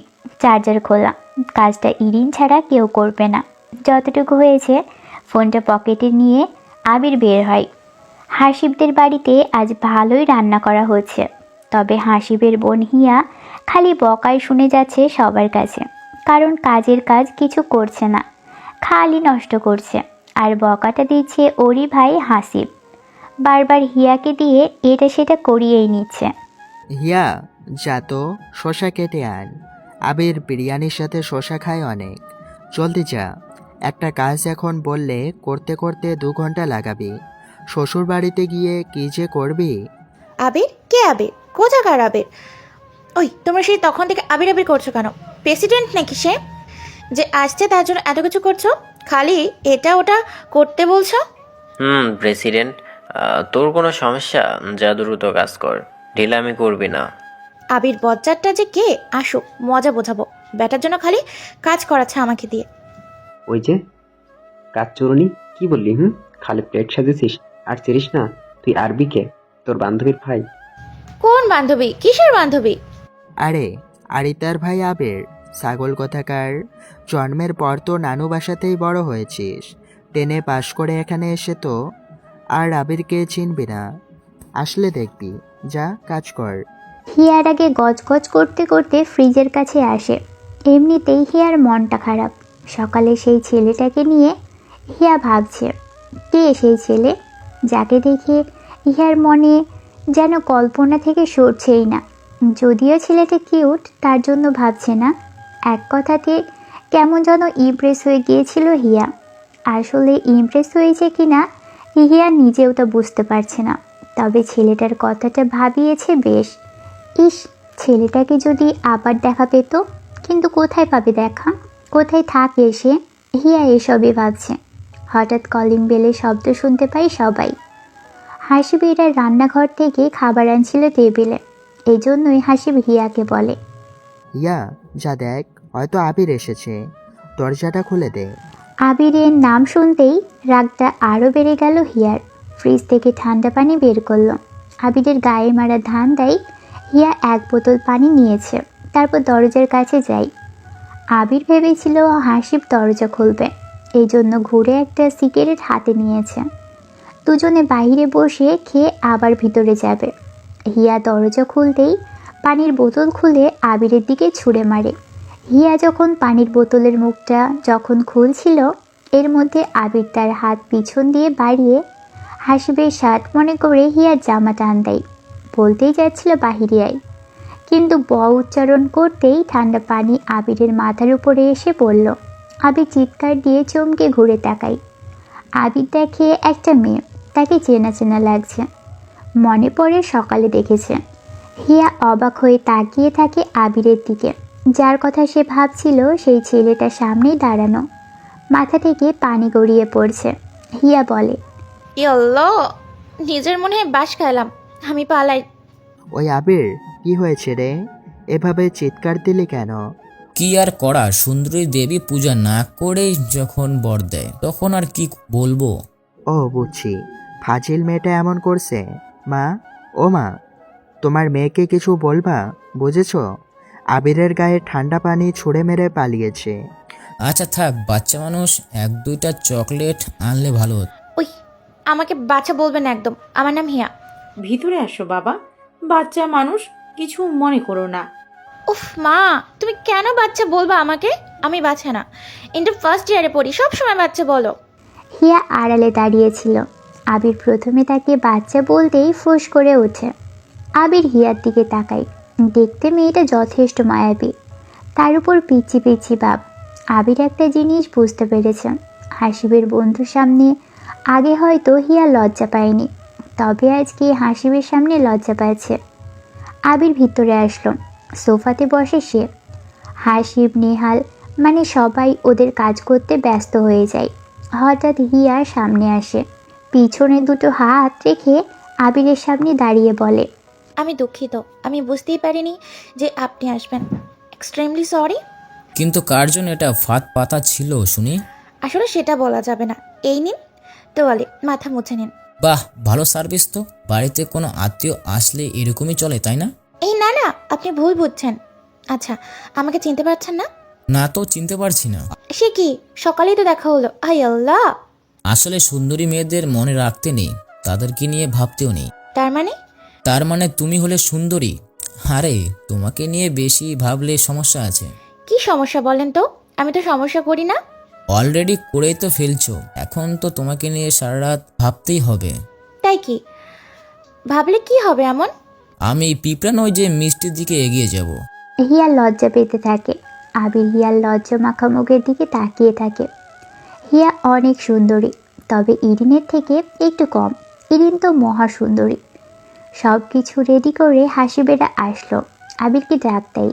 আবির যায় খাবার টেবিলে। হাসি বসে না, সে সার্ভ করে দিবে। ভাইয়া তুই বস, আজকে আমি বেড়ে দিব। কি, তুই ঠিক আছিস তো বোন? আমি ঠিক নেই মানে?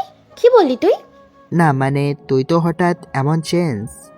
প্রথমবার তুই বেড়ে দেওয়ার কথা বললি, আলসে মেয়ে বলে কি? এই চুপ করো তো, আমি সব কাজ পারি, ঠিক আছে? তোমরা খেতে বসো, এত কথা বলো কেন? দেখি ভাত বেড়ে দিই। তোমাদের বন্ধুদের দিকে একটু খেয়াল রাখো। আমাদের বন্ধু? তোর ভাই তো আমাদের বন্ধু করছিস কেন? ভাইয়া ডাক। চুপ করো তো, সেটা আমি বুঝবো, তো শিখিয়ে দিতে হবে না। আবির মাথাটা নিচু করে নিল। হিয়া নিজে থেকেই খাবার বেড়ে দেয় আবিরকে। সব কিছু বেড়ে দিল। হাসিব, নেহাল, রাব্বি বসে আছে। কি রে, আমাদের বেড়ে দে। তোমাদের সামনে তো সব আছে, তোমরা নাও, দেখছো না আমি বিজি। ওরা সবাই একসাথে খাওয়া শুরু করে। আচ্ছা, তোমার কি মনে হয় আবির কেন এসেছে? সাবিনা বেগমের কথা শুনে সৈকত সাহেব পিছনে ঘুরে তাকালো। নিজের স্ত্রীর মুখে প্রশ্নটা শুনে জোরে একটা শ্বাস নেয়। নিজের ছেলের জন্য আজ এত কিছু হলো, তারপরও কিছু বলেনি। সাবিনা বেগম আবার প্রশ্ন করে, আবির দেখেছো কত বড় হয়ে গেছে? যতই রাগ করে থাকি না কেন, আমি তো ওর মা। তোমার এই চক্ষুর আড়ালে আবিরের জন্য কত রাত কেঁদেছি। কোথায় গিয়েছে, কি করছে ছেলেটা ভেবেই কষ্ট হতো। ভেবেছিলাম তো সে মরে গিয়েছে, কিন্তু হঠাৎ সে ফিরে এসেছে। হ্যাঁ, সে মরে গিয়েছে, সে আমাদের কাছে মৃত। ওর কোনো অস্তিত্ব স্মৃতি আমি রাখতে চাই না। থানার মধ্যে যখন পুলিশ আমাকে অপমান করলো তখন সে চুপচাপ বসেছিল। বাপ যতই খারাপ হোক, ছেলের সামনে বাবাকে কেউ কিছু বললে সেটা সন্তান সহ্য করে না, অথচ সে চুপচাপ বসেছিল। জানি না আসলে কি করবে ও। দ্বিতীয় সন্তান নেওয়াটা আমার সবচাইতে বড় ভুল ছিল আরাফের মা। এভাবে বলো না, আমাদেরই ছেলে তো। চুপ, আর একটা কথাও আমি ওর ব্যাপারে শুনতে চাই না। ওর মতো একটা ছেলে মরে গেলেও কষ্ট হবে না। সাবিনা বেগম আর কিছু বলার সুযোগ ও সাহস দেখায় না। ছেলের জন্য মনটা কেমন হাহাকার করে উঠল।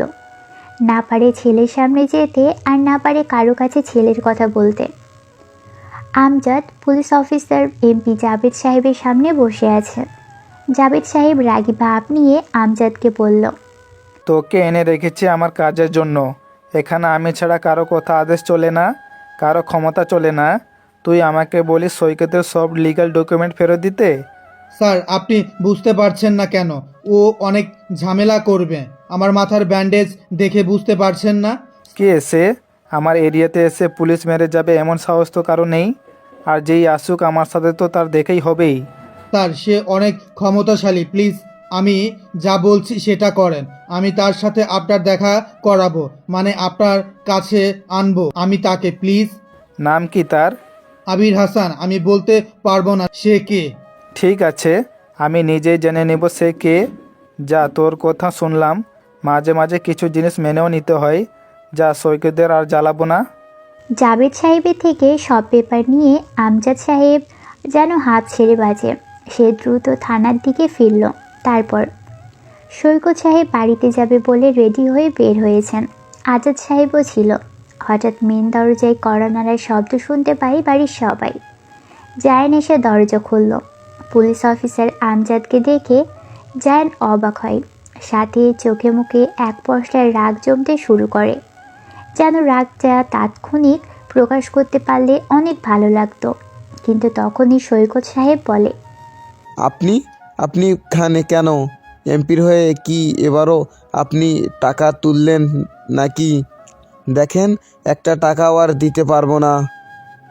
আমরা শহরে যে আইনি ব্যবস্থা করব, তারপরেও এই অন্যায় আর সহ্য করব না। দেখুন সৈকত সাহেব, আমি আজকে যা ভাবছেন তার কিছুই করতে আসিনি। তাহলে কেন এসেছেন? দেখতে যে আমরা কেমন আছি। কালকে এত অপমান করেও সহ্য হয়নি। আসলে আমাকে বলতে দেন, আমি কি বসে কথা বলতে পারি? আচ্ছা, আসেন।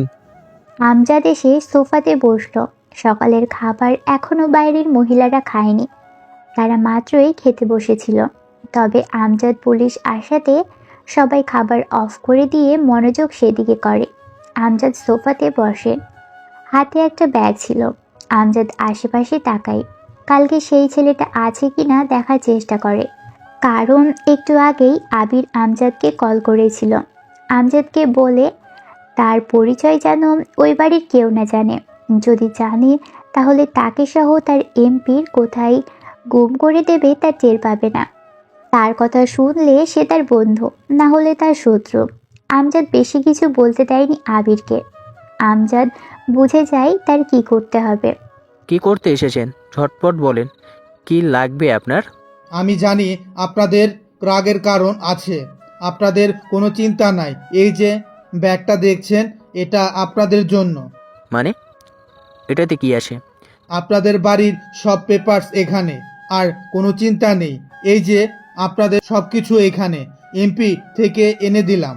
কি মানে আপনি কি বলছেন? হ্যাঁ, নিজেরাই চেক করে দেখেন সব ঠিক আছে নাকি। মানে এক রাতে আপনার কি হলো যে সব কিছু পাল্টে গেছে? এটা এমপির কোনো চাল নয় তো? না না, কোনো কিছুই না। আসলে পরে ভেবে দেখলাম আপনাদের সাথে অনেক অন্যায় হয়েছে, তাই আর অন্যায় যেন না হয় এর জন্য আমি নিজে গিয়ে এমপির থেকে সব কিছু এনে দিয়েছি। আজাদ সাহেব ব্যাগের চেন খুলে সব পেপারস বের করে নিল। সব কিছু একদম লিগ্যাল পেপার, কোনো ভুল নেই। যেভাবে সৈকত আর আজাদ সাইন করেছিল সেসব একদম আগের মতোই ঠিকঠাক আছে। কিন্তু হঠাৎ কি এমন হলো আমজাদের কেউ কিছুই বুঝতে পারছে না। জায়ান প্রশ্ন করে, এমপি আপনাকে কিছু না বলেই দিয়ে দিল পেপারস? ওনার দাবিটা কি বলে ফেলেন। আরে কোনো দাবি নেই, সহজে দেয়নি। দেখেছেন না মাথায় ব্যান্ডেজ ওনার জন্যই হয়েছে। প্লিজ আপনারা পেপারসগুলো রাখুন আর ওনাকে বলবেন সব কিছু ঠিকঠাক আছে, আমাকে যেন চাকরিটা না কেড়ে নেয়।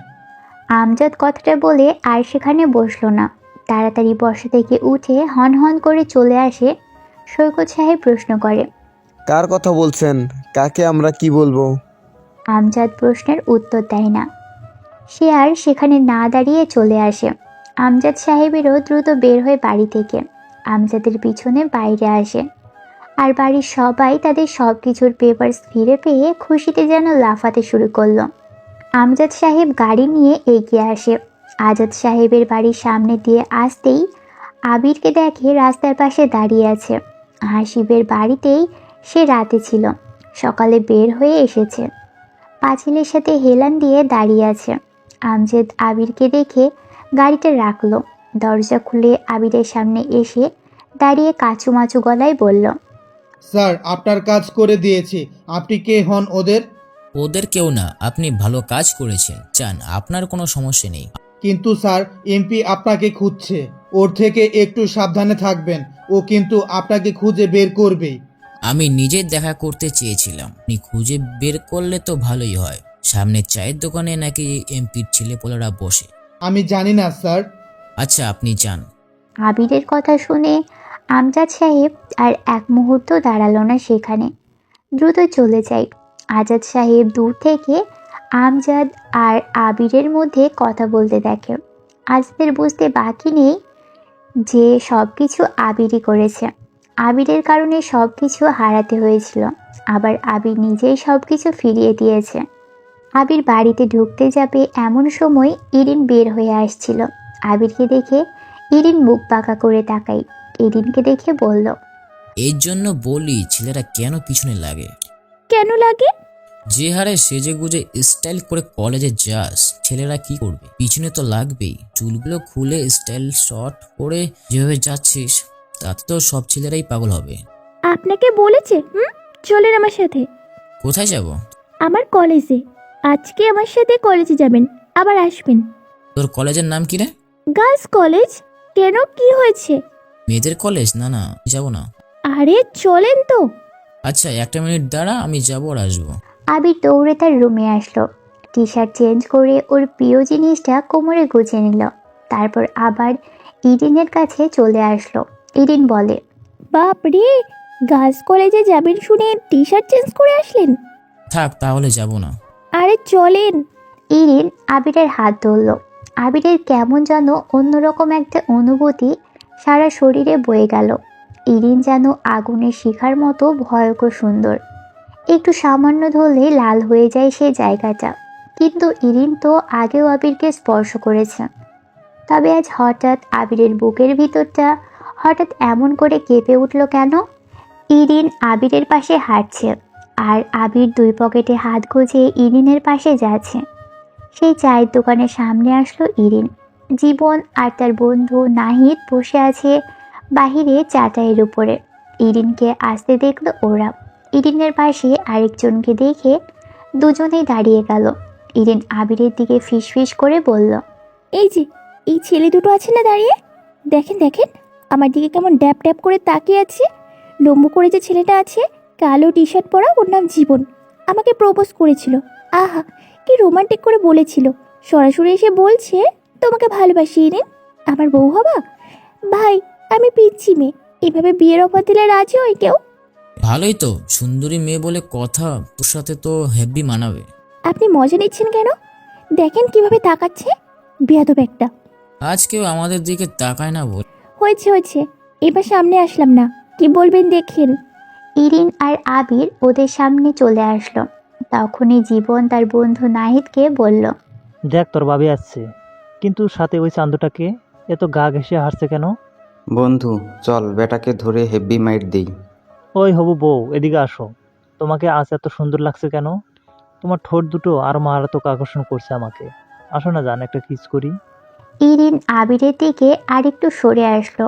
ইরিন আবিরকে ফিসফিস করে বলল, দেখছেন কি সব কথা বলে?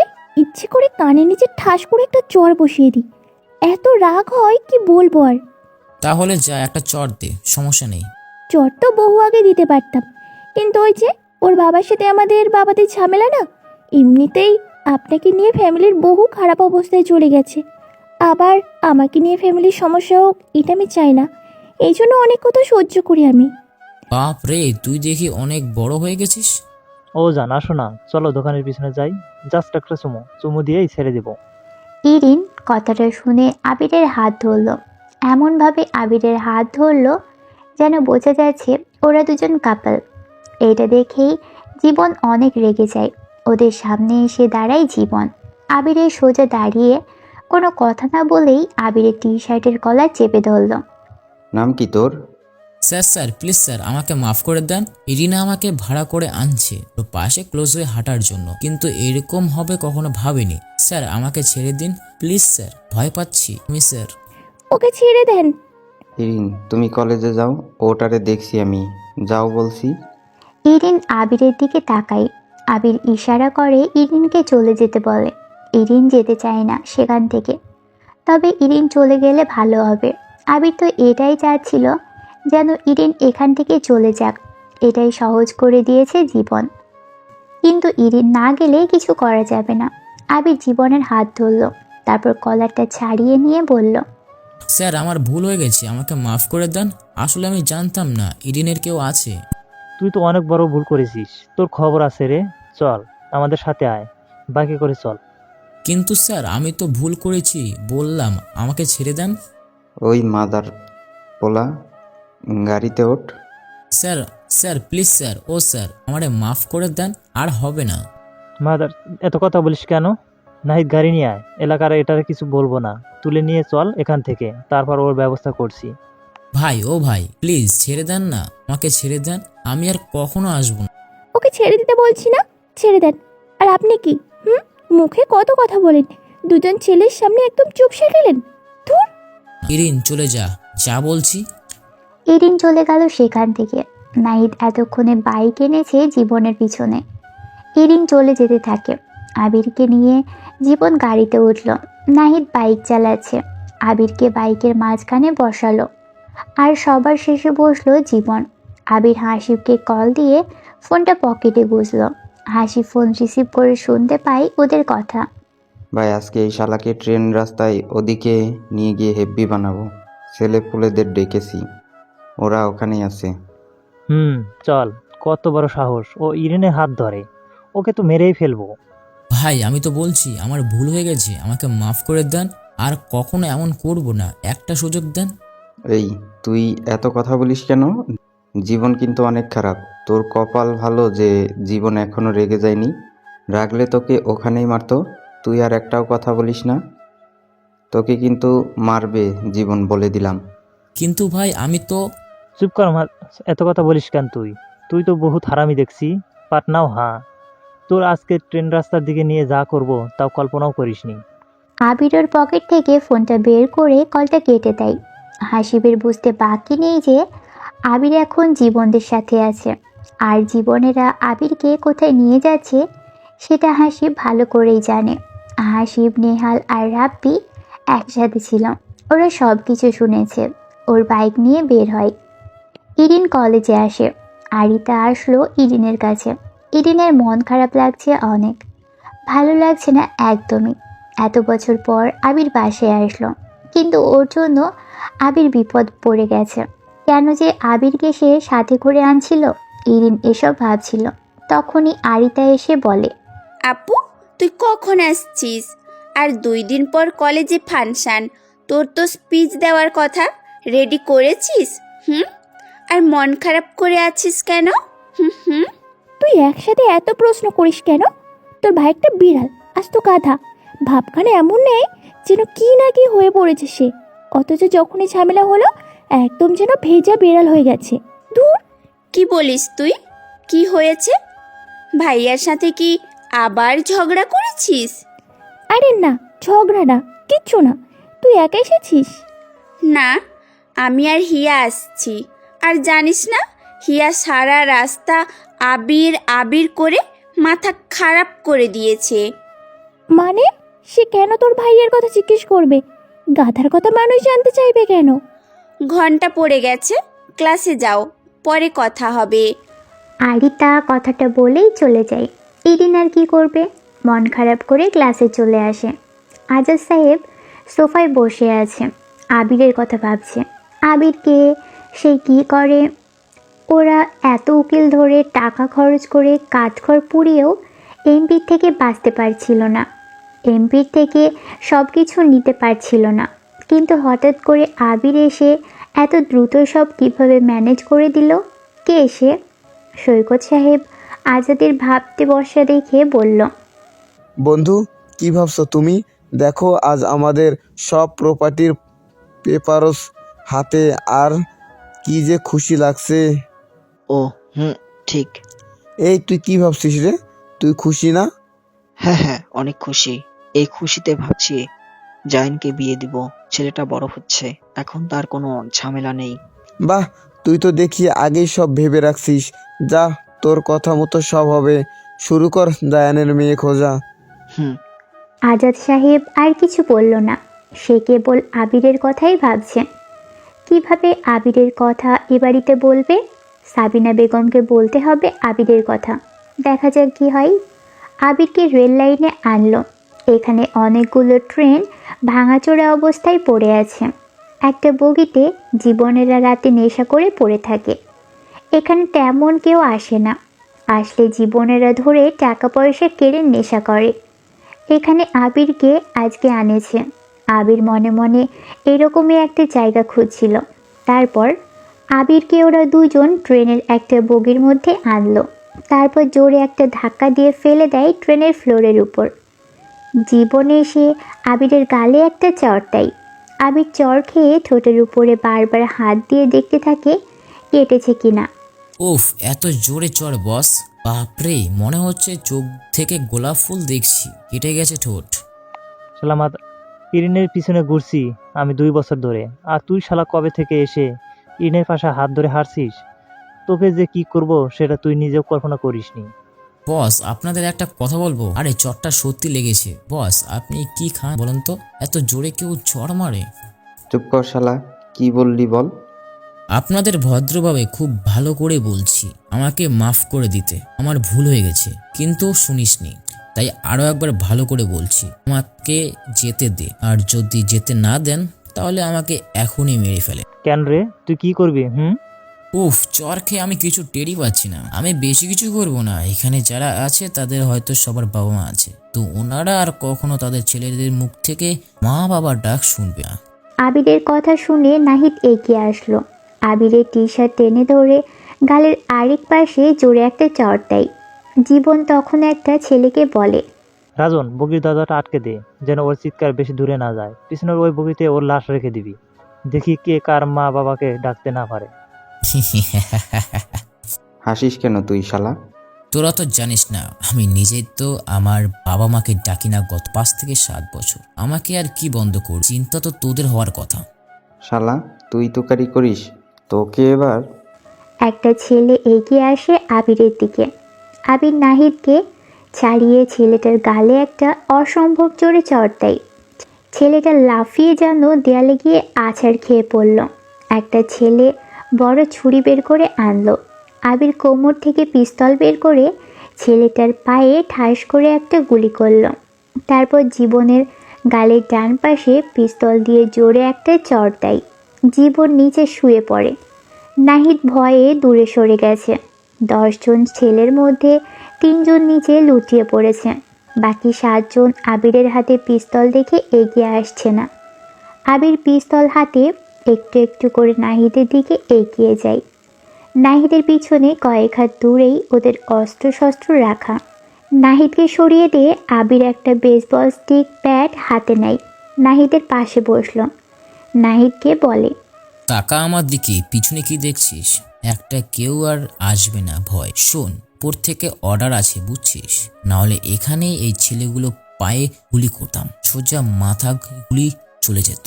ছোটবেলায় মাস্তানি করেছি, বড় হয়ে পিস্তল চালানো শিখেছি, আর সেটা সরকারের ট্রেনিং, একটাও মিস হবে না। পিস্তল চালাতে জানি আর অস্ত্র ব্যবহার করতেও জানি। আমি তোদের মারবো না, মারবে কারা জানিস?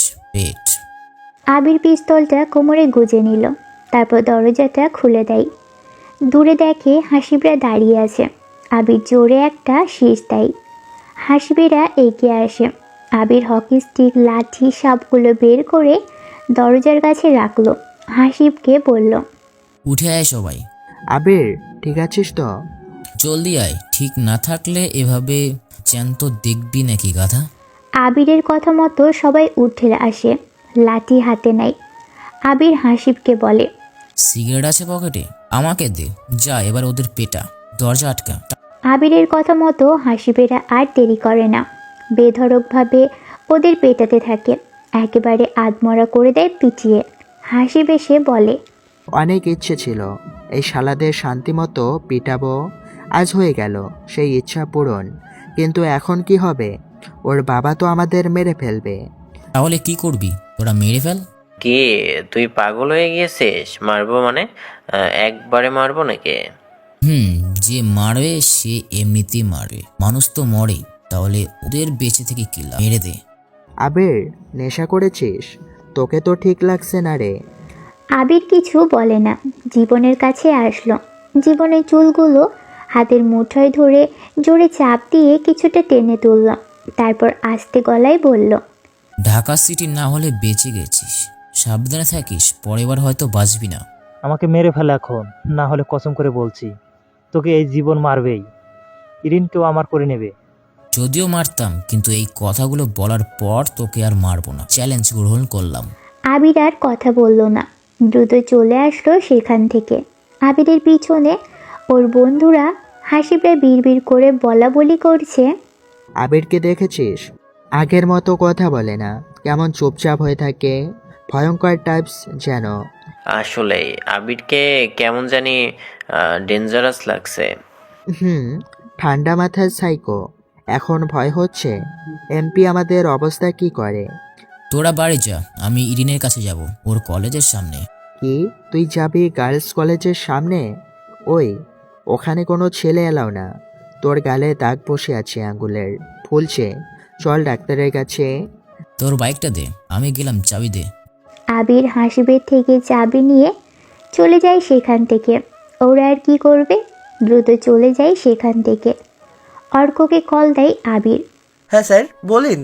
জাবেদ, এমপি দুর্বল পয়েন্ট খুঁজে বের করো তো। ঠিক আছে স্যার, আমি কি আপনার পার্টনারকে এই কাজটা দেব?